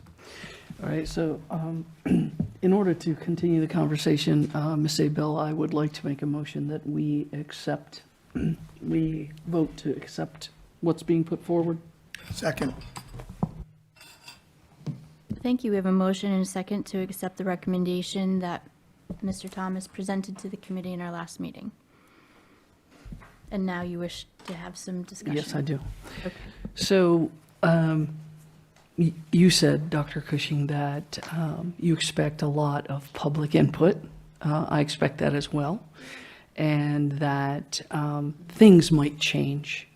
So I guess can you maybe expand on that a little bit more? Yeah, In the sense that, and Mr. Thomas does have his hand up, in the sense that it doesn't feel quote unquote natural to vote in something with the potential for change to be sitting at the doorstep. Like, why would we vote something in to have to just quote unquote accept a change that if we know a change is likely to come? Yeah, this and to get to Mr. Thomas in a second. So this will be in place for the next several years while this process around end of course assessments and other DECA and gubernatorial considerations run through the process. I would say that none of us thought last year when we were going through and approving competency determination that we would be doing it again this year. This is a mandate from DECA that districts must approve by December 31st, 2025, to approve a local competency determination. Whatever happens after that, we'll have to deal with and bring before this body or future bodies to have either amended, completely rewritten, or however it is based on what what happens with what was put forward middle of last week, early of last week. And Mr. Thomas, I apologize.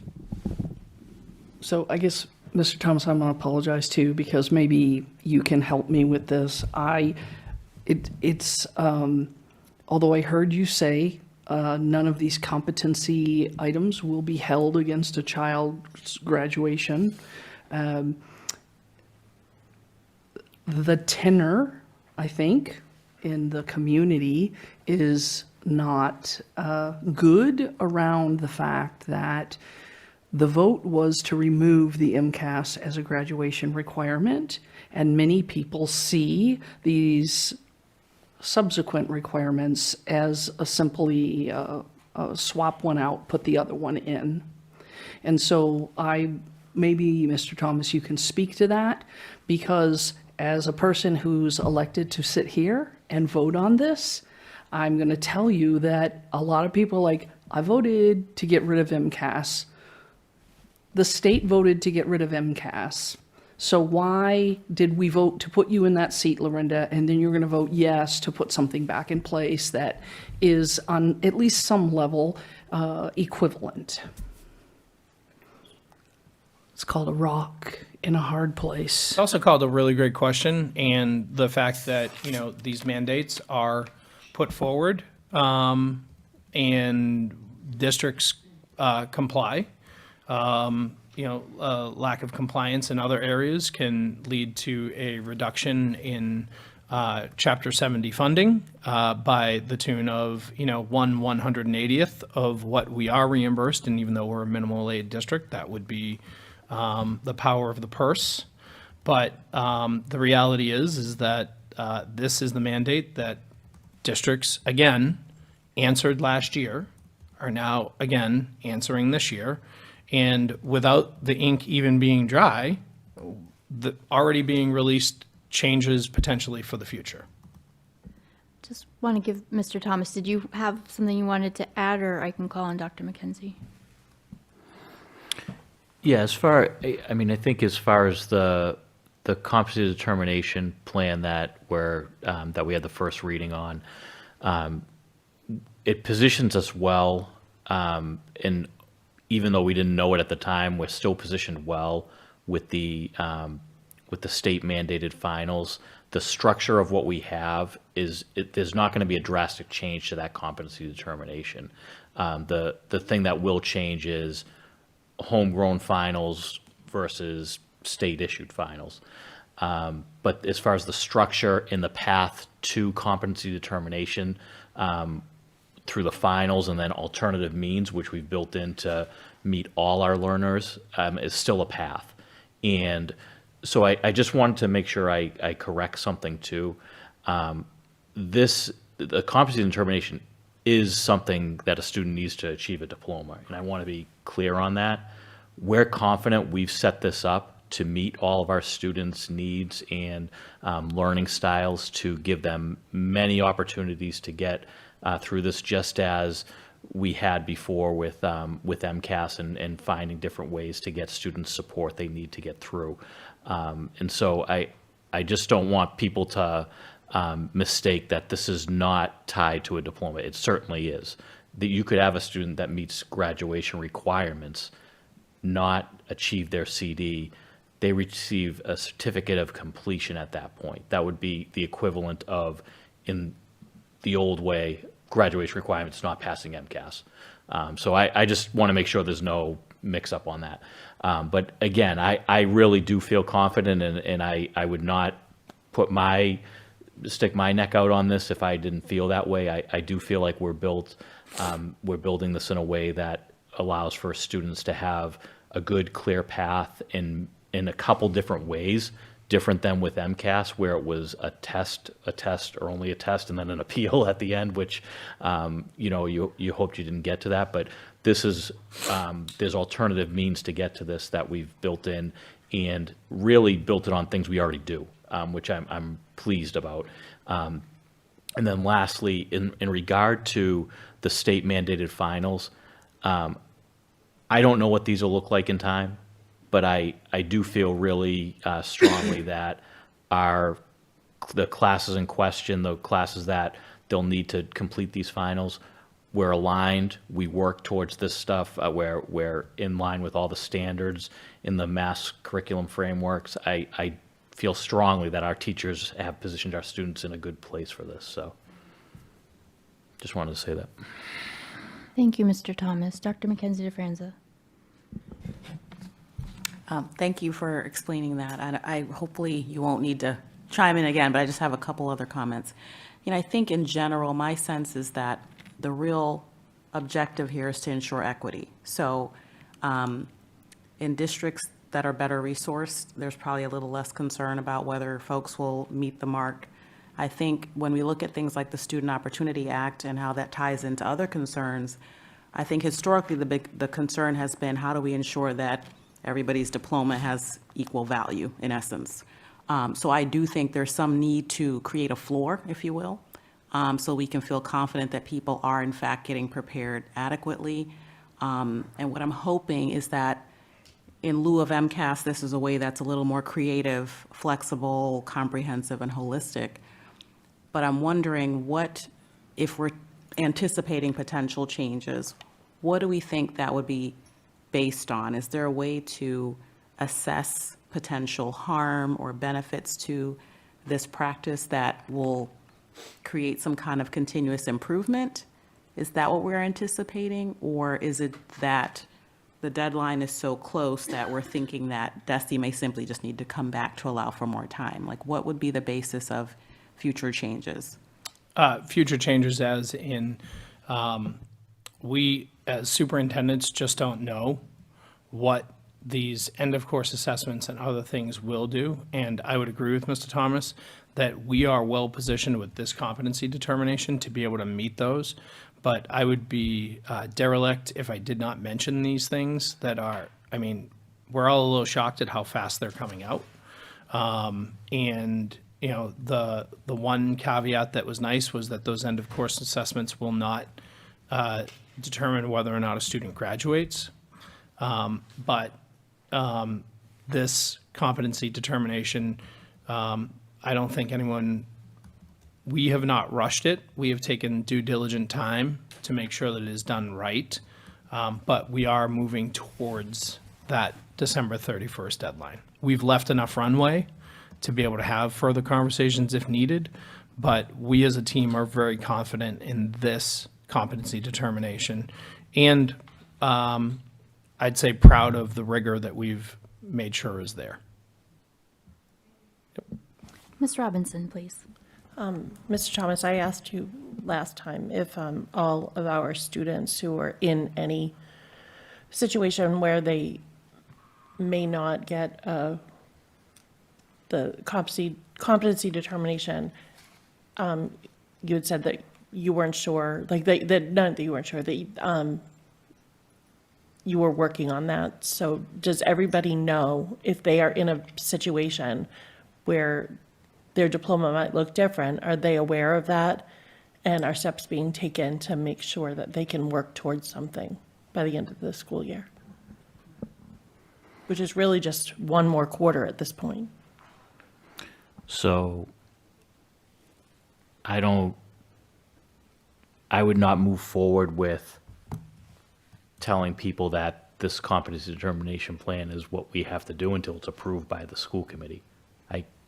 That's not something I would move forward with. So I can't hold our students to that just yet until this is approved and run through and we submit it to the state.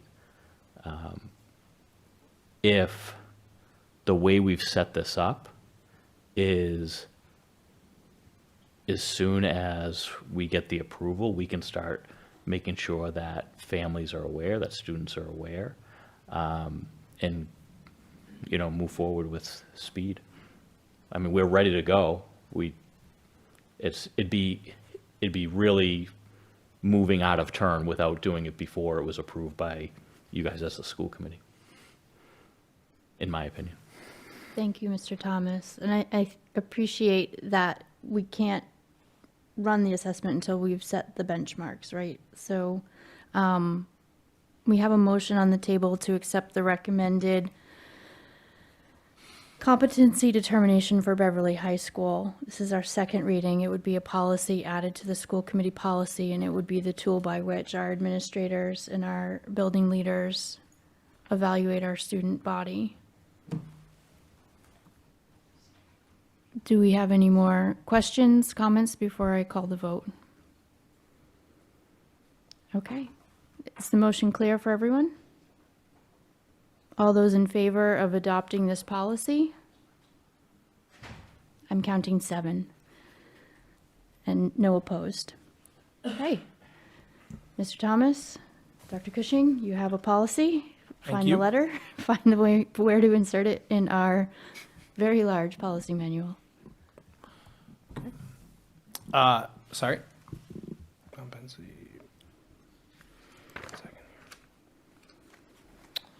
Somehow I must have deleted a slide on the Northeast Consortium's Board of Directors meeting, so I apologize for that.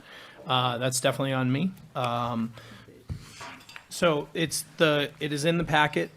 Northshore Consortium, sorry, I said Northeast. Northshore Consortium operates several schools for member districts to receive a discount on versus non-member districts for students with special education needs to attend.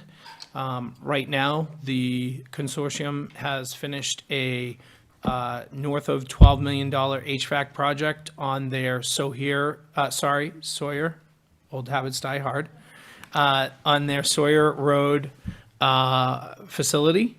So that is definitely something that they are making sure they're watching their bottom line. They're also partnering with 10 school districts across the area.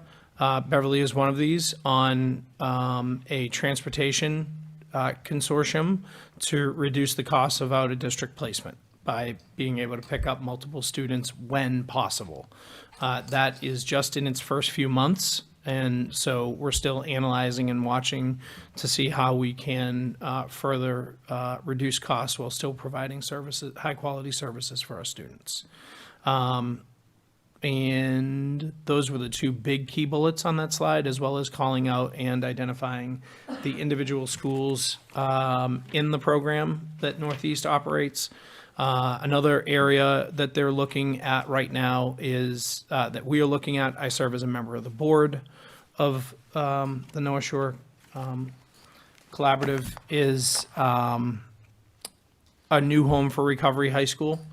Right now, Recovery High School has about 30 students in it, 32 students in it, and provides a safe and engaging opportunity for students struggling with addiction to continue with their education. And right now, looking at several opportunities to find a more appropriate home for them, for the program.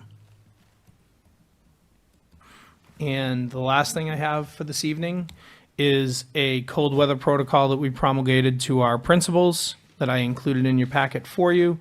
And just looking at outdoor safety on cold weather days and looking at the wind chill factor and feels like temperatures.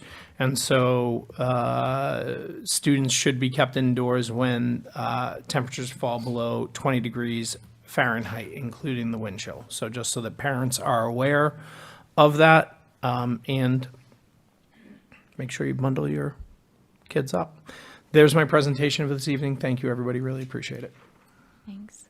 I would just offer a reflection. As I went to our preschool the other day, I noticed a student that refused to wear a coat on a very chilly day.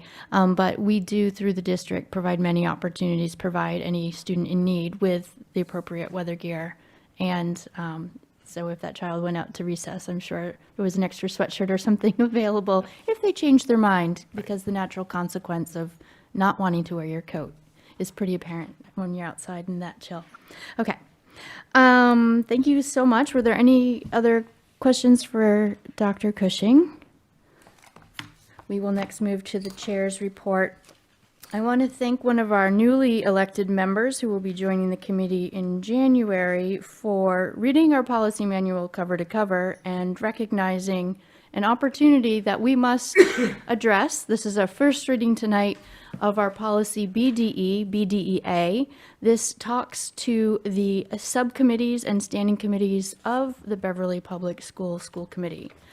Namely, with the change to the number of members in the body, it provides an opportunity to revisit the composition of our standing committees. As we know, we can't have a quorum of the whole school committee present in our standing committees because they provide a advisory role or a recommendation role to the committee of the whole.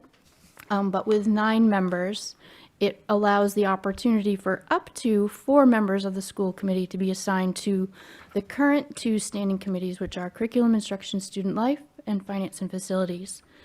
We also have other subcommittees, such as Negotiations and Mutual Concerns, as well as the Policy Subcommittee.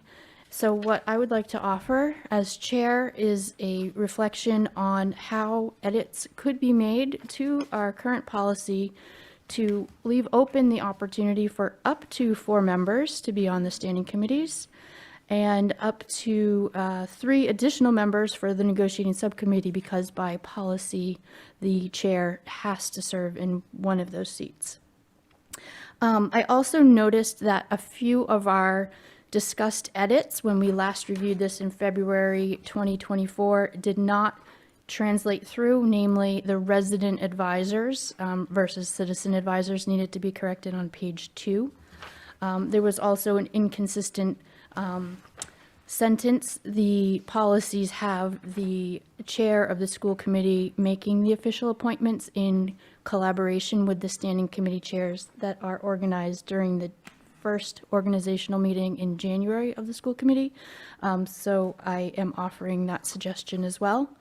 I'm not sure if anyone had an interest in discussing this today, since we only have one more meeting on December 17th, which would be the second reading and adoption of any edits. I wanted to make that offer today if you had any comments. Mayor Cahill. Thanks, Madam President. 2 things I'd like to ask about. First, Policy Subcommittee seems to be there but not there, right? So we had a hero's effort in my first term or second term, so going back eight or more years ago, where the policy subcommittee met twice weekly with MASC because our policies got severely out of compliance. And so there is something to be said about the fact that we did get back on track and that we did put policies into the standing committee, regular standing committee meetings of SISLE and FNF for review. However, there is still that subcommittee available. I guess it doesn't say who will make up a policy subcommittee. The two up top, it says 3 members, or now proposal up to 4. Down below, there's a specific reference to how to populate negotiations and mutual concerns, but then nothing about policy. That is a great observation. Thank you. So we should also add a track change to say up to 4 members. Just needs its place here Yep. on the page. I see that now. Thank you. Okay.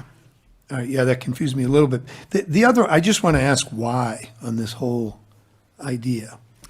So at one time, our policy, and in fact, in this draft, it said that there needed to be an uneven number of members. And with the new composition reaching 9, that meant there would either be 1 or 3 members to a standing committee. And most of the work of the standing committees would be done by the ward and district representatives. I know that the mayor is not prohibited from serving on any of the standing committees, but up until this most recent negotiation subcommittee, the mayor typically just participates in regular and committee of the whole.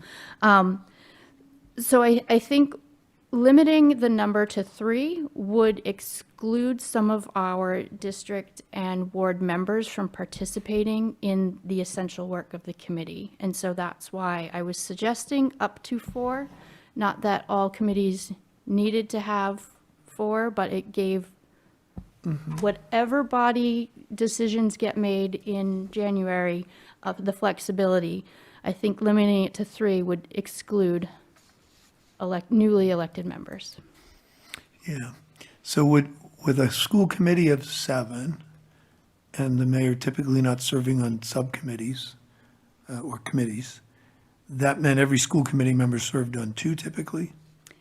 Typically 2, unless they requested otherwise. So I think, And this, by making them 4, brings it more up to that level where members will participate in, like, generally 2 instead of 1? yeah, so Okay, it's I up get to it. 4.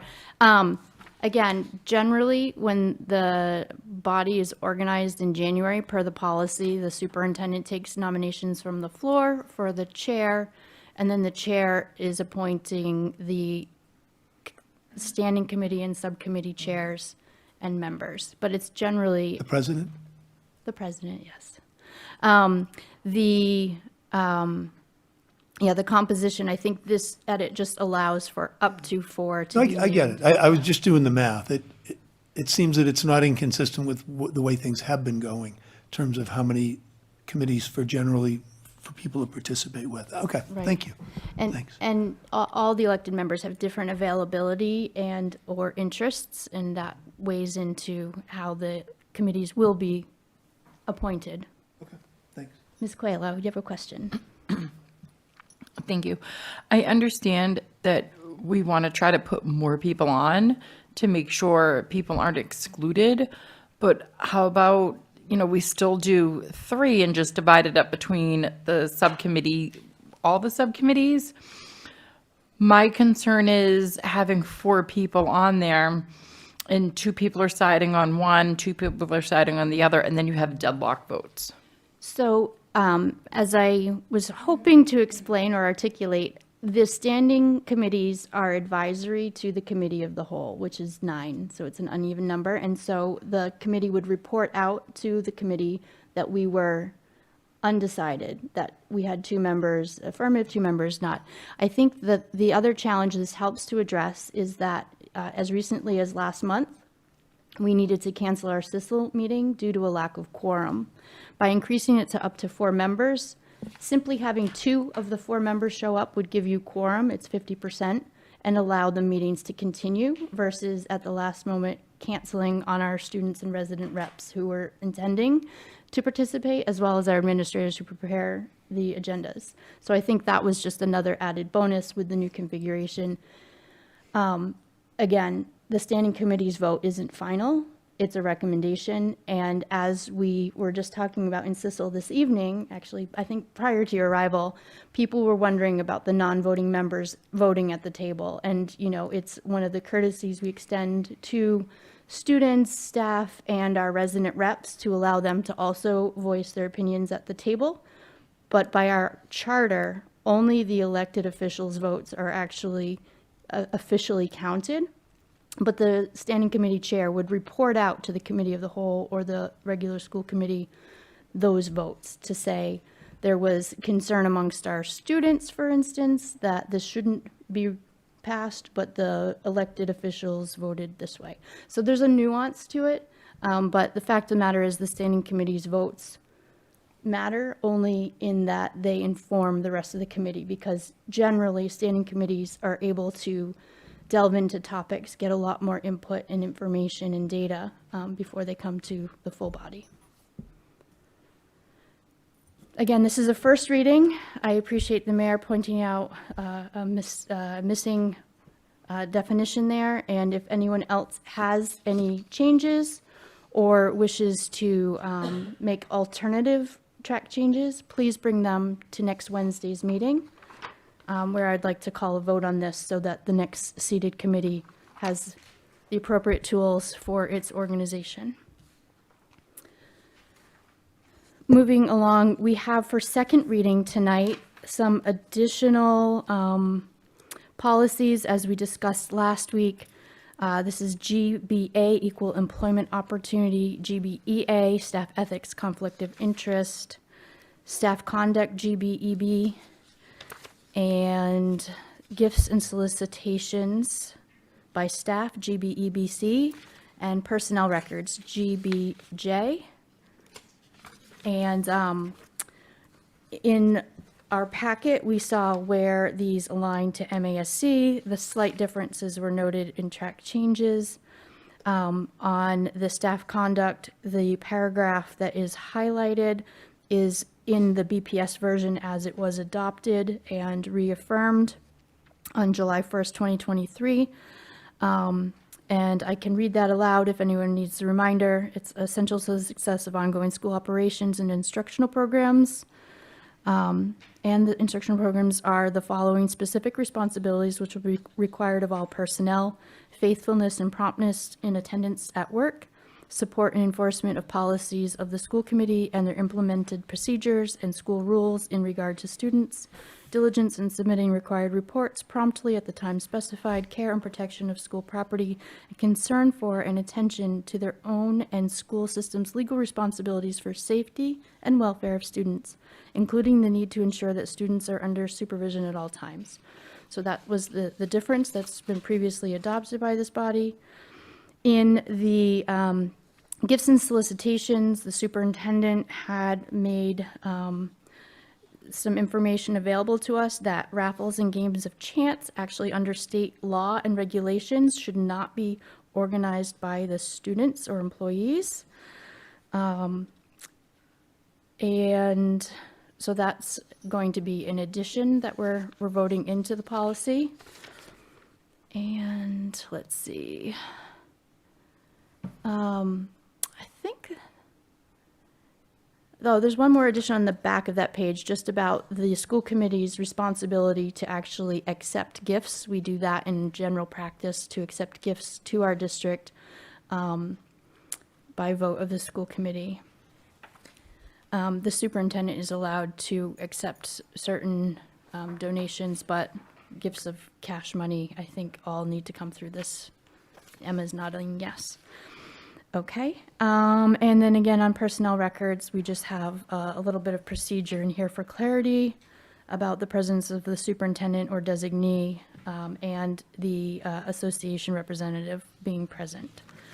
We're conforming to the rest of our policies in terms of including guardians and caregivers and making our pronouns gender neutral. So for This second reading, are we including FFA or is that under finance? Could I ask a question? Sure. That's under I don't know if finance. I'm using a wrong or outdated agenda, but GB, oh, sorry. Sorry, thanks. I don't know if I'm using an outdated agenda, but here it shows GBEBC as within finance and facilities at, That is going to be, yep, another great observation from the mayor. Obviously, so it's got to be next week? that no, vote? that one is going to be at our next meeting. Let's see, that is a first reading. Yes, Okay. thank you. So the other ones that you walked through are all listed as second reading Thank and you. vote tonight, right? Yes, it snuck in because I had the letter G. Yes, so second reading, just for clarity, I'll make a motion that we approve as marked GBA, Equal Employment Opportunities, GBEA, Staff Ethics, Conflict of Interest, GBEB, Staff Conduct, and GBJ, Personnel Records. So 4 for second reading. Second. Thank you. Okay, were there any? With the edits. With the edits as shown in our packet. So we're not just marking them as reviewed. We're not, We're well, voting to accept the changes. as changes are marked, accept, yes, and mark them all as of today's date.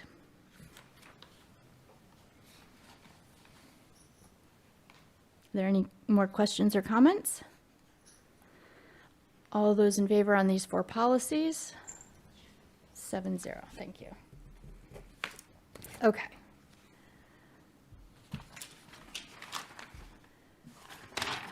It's my turn. It's almost your turn. I do have a couple of updates on upcoming meetings. The negotiating subcommittee is meeting tomorrow on the 11th of December, as well as Monday, the 15th of December, with our AFSCME unit that's newly forming for our lunch monitors. It's at 2 p.m. on both days at the McEwen School. It primarily will be executive session with that bargaining unit. And then, as I previously mentioned, our final school committee meeting of this term is scheduled for the 17th, next Wednesday. As you may notice, the normal schedule of every other week doesn't really work in November and December due to our holidays. And so please be back here next week for our final committee of the whole. I also just wanted to reiterate something I mentioned to our resident reps in our SISLE meeting. The superintendent's office takes letters of interest and resumes from any resident in Beverly that wishes to participate on our standing committees. And the superintendent will bring those to the organizational meeting to allow the chair to peruse them and help with the standing committee chairs determine who will be appointed and invited to participate. I will turn over a draft letter to whomever picks up the chair role because those positions need an official appointment. And then for the resident rep that joins the financial forecasting subcommittee, that person actually will need to go sign the city books because it is a standing committee of the city council, which requires signing the oath there. I think that's it. Chair Visnick, would you please cover the F&F policies that I was trying to steal from you? Sure. I was, Oh, and give your report. oh, thanks. Okay. F&F last met on November 19th, and where we brought forward these policies, and I do want to talk about the memorial policy. But before we get to those votes, I want to talk about, in general, at our next meeting, in only a week from now, we will be bringing forward a fee structure change. And that was the big item that we talked about in our meeting last month. It's relative to transportation and quote unquote renting our buses for things like field trips. So we used to, well, we haven't updated this fee structure in a very long time.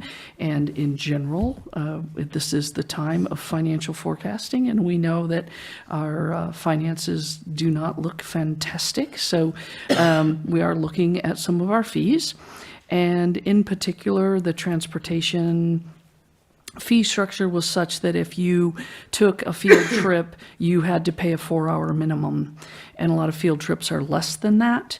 In addition, some field trips that were longer or rentals that were longer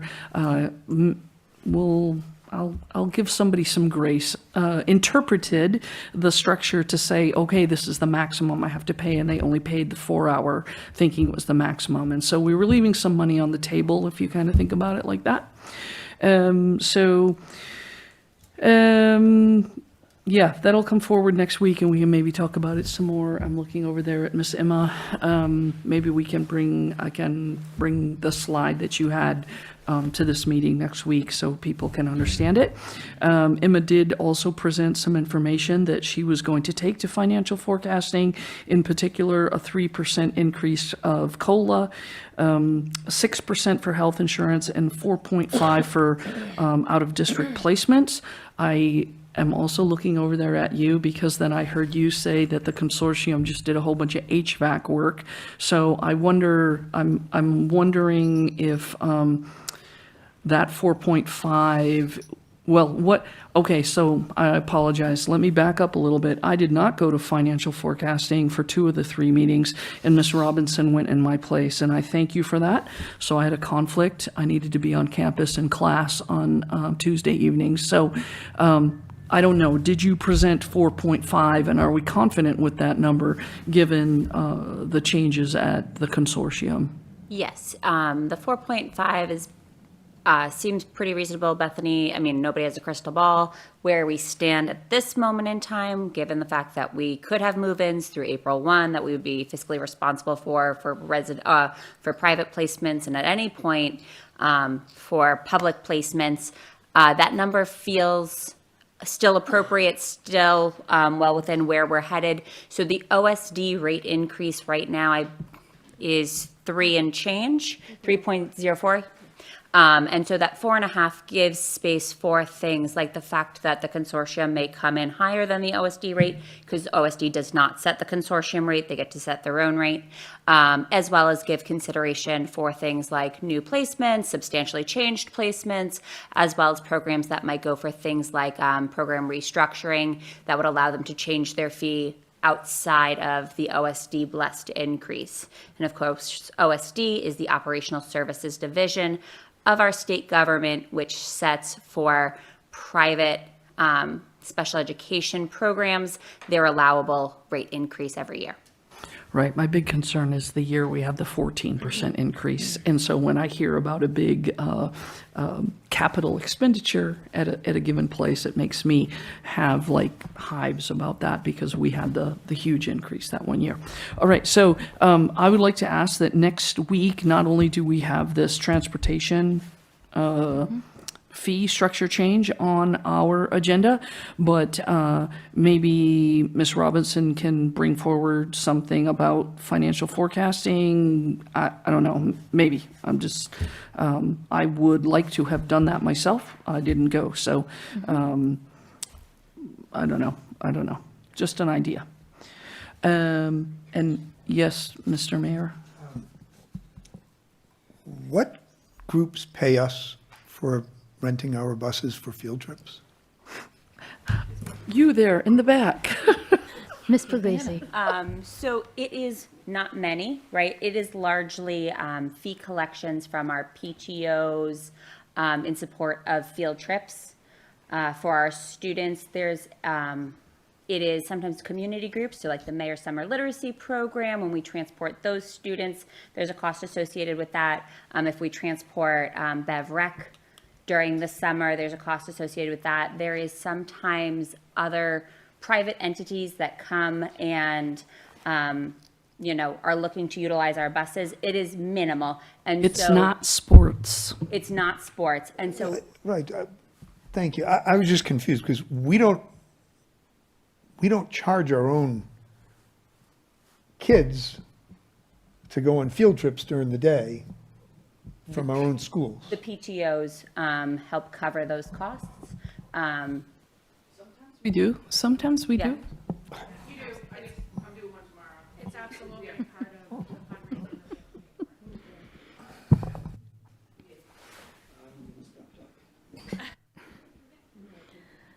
Okay, so we will add to the agenda both the fee structure for those rare field trips and the financial forecast readout.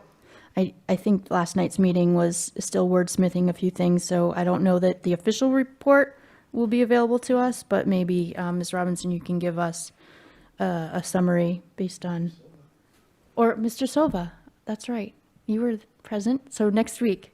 Could be your Because party rock, paper, present. scissors, or maybe you can both take an aspect of it.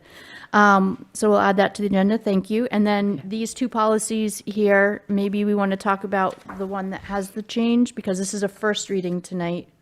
Right, so GBEBC, you already mentioned, there can be nobody, no schools, no school personnel, and certainly no children under 18, even if it was a booster group, can do raffles and games of chance. And so my concern with this particular policy is more from an implementation point of view, and we talked a little bit about that in the meeting, in the sense that we, institutional knowledge-wise, used to have a meeting at the beginning of each sports season with the athletic director and the various coaches to say to the coaches, hey, we know you all have booster teams, and here's the kind of rules and the regulations that we all need to abide by. And so you cannot have someone under 18, for instance, selling 50/50 raffle tickets. And so there are some, I believe, implementation details that we are going to have to take care of as a district when we adopt this policy. It's a state law. We could say, well, we don't need to put this text in the policy because it is a state law. But I do think, and we talked about it at the meeting, it's good to have it in there to remind people to be able to point to it instead of pointing to that lovely Mass General Law book that we all get every year. I'm sure you're all using that at home. And so, again, my concern is how do we make sure that this information is pushed outward to our different groups, even if they're volunteers. And I talked a lot at the last meeting about the fact that you can't make a volunteer do something. However, state law is state law. And I think a lot of it has to do with information dissemination. So those will come up for a vote in a week, right? It'll be your next reading. And I would just like to add, I think this has a significant consequence for some of the raffle baskets and raffle items Games of chance. Games of chance that the students, especially at the high school level, organize amongst themselves as a practice in our district. Needs to be reevaluated and communicated more clearly. The cash calendars that also involve chance and reward students for selling them. So I think, dissemination is going to be a vital component. Right. And then the other policy, actually, we had a decent amount of discussion about too. And I thank Ms. Coelho. We had it's hard to talk about memorials. We all, unfortunately, know somebody who has lost somebody. And this policy says that if you want to have a memorial, it should be, something that you hand out maybe at Dollars for Scholars Night. And we do have some memorials in buildings from before this policy was on our books. And we have things that are, for instance, named benches outside. And so the discussion really about FFA was, in the edit you'll see in the policy, is to say inside of a building, we want you to not have memorials inside of a building. And And what we kind of settled on for a compromise after a long discussion was that we, as a body, or whoever's sitting at this table, can always set a policy aside. And so if in fact that there comes a time when there's a memorial that we want to put inside of a building as opposed to outside, then we could, as a body, take a vote to set this particular policy aside. Okay, that's all I want to say about that. What you have in front of you this evening, the Standing Committee on Finance and Facilities recommends the approval of the attached budget transfer number 85. That is my motion. I'll second that. Was there any explanation that you felt we needed to have? This is just a. This was the end of the end of the transfers out of reserve for negotiation to, no, not out of reserve, for transfers if you got into a different column. Yep. Okay, thank you. Any questions? All those in favor? 7-0, thank you. And the Standing Committee on Finance and Facilities recommends approval of the student activity account for the class of 2029. And if that doesn't make you feel old, nothing will. That is my motion. I will second that as well. Is there any questions or discussion? All those in favor? 7-0. And we are scheduled to meet 1 week from this evening, where I'm sad to tell Dr. Silva that we will not be having a presentation on the totality of the energy and clean energy because the Grinch came and stole that opportunity. However, I do have a commitment that we'll get that in January. I have a commitment from the man sitting next to you that we will get someone at our meeting in January to deliver such. So maybe you'll come back and visit. But there should be an almost equally riveting conversation to be had. I think I heard you might have a different speaker coming, so that would be great. Okay. Dr. Mackenzie DeFranza, if you want to report out on the SISLE meeting this evening. Sure, I'll be happy to. So tonight for SISLE, we were able to hear from our student clubs, which was one of the agenda items we talked about covering this year. So we heard from our Model UN, Stage Right, Robotics, essentially students came and talked about what it was about, what it meant to them. And we also heard from DECA, so we had 4. So it was a really great experience. I feel for those of you who did not get regaled by our strings group, but we had a beautiful strings performance for the holidays. And I would say that we got through our policy review. That seems pretty straightforward. My only question, and I guess logistical thing, is that we are wanting to pass on 4 policies to the larger body. Of course, we don't have them tonight because they were just approved. So they would have to now go to the larger body for our next, not next meeting, but the following 2026 meeting. Yes, we So will only have that policies for second reading next week. Anything that's for first reading will shuttle to January. Yes. So in that stead, we did go ahead and vote to pass along the policies on GBED, tobacco use on school property, IHBD, compensatory education, IHBF, homebound instruction, and IHBG, homeschooling. So we did pass those along. And finally, we had an update on professional development that happened on Election Day, and we looked at the topics that remain for SISLE for the rest of the academic year, which Ms. Brown will make sure we take the lead on getting scheduled. The upcoming SISLE meetings will be January 14th and February 11th. And so thank you. That was my last SISLE meeting to chair, and it was a really fun one. Thank you so much, Dr. Mackenzie DeFranza.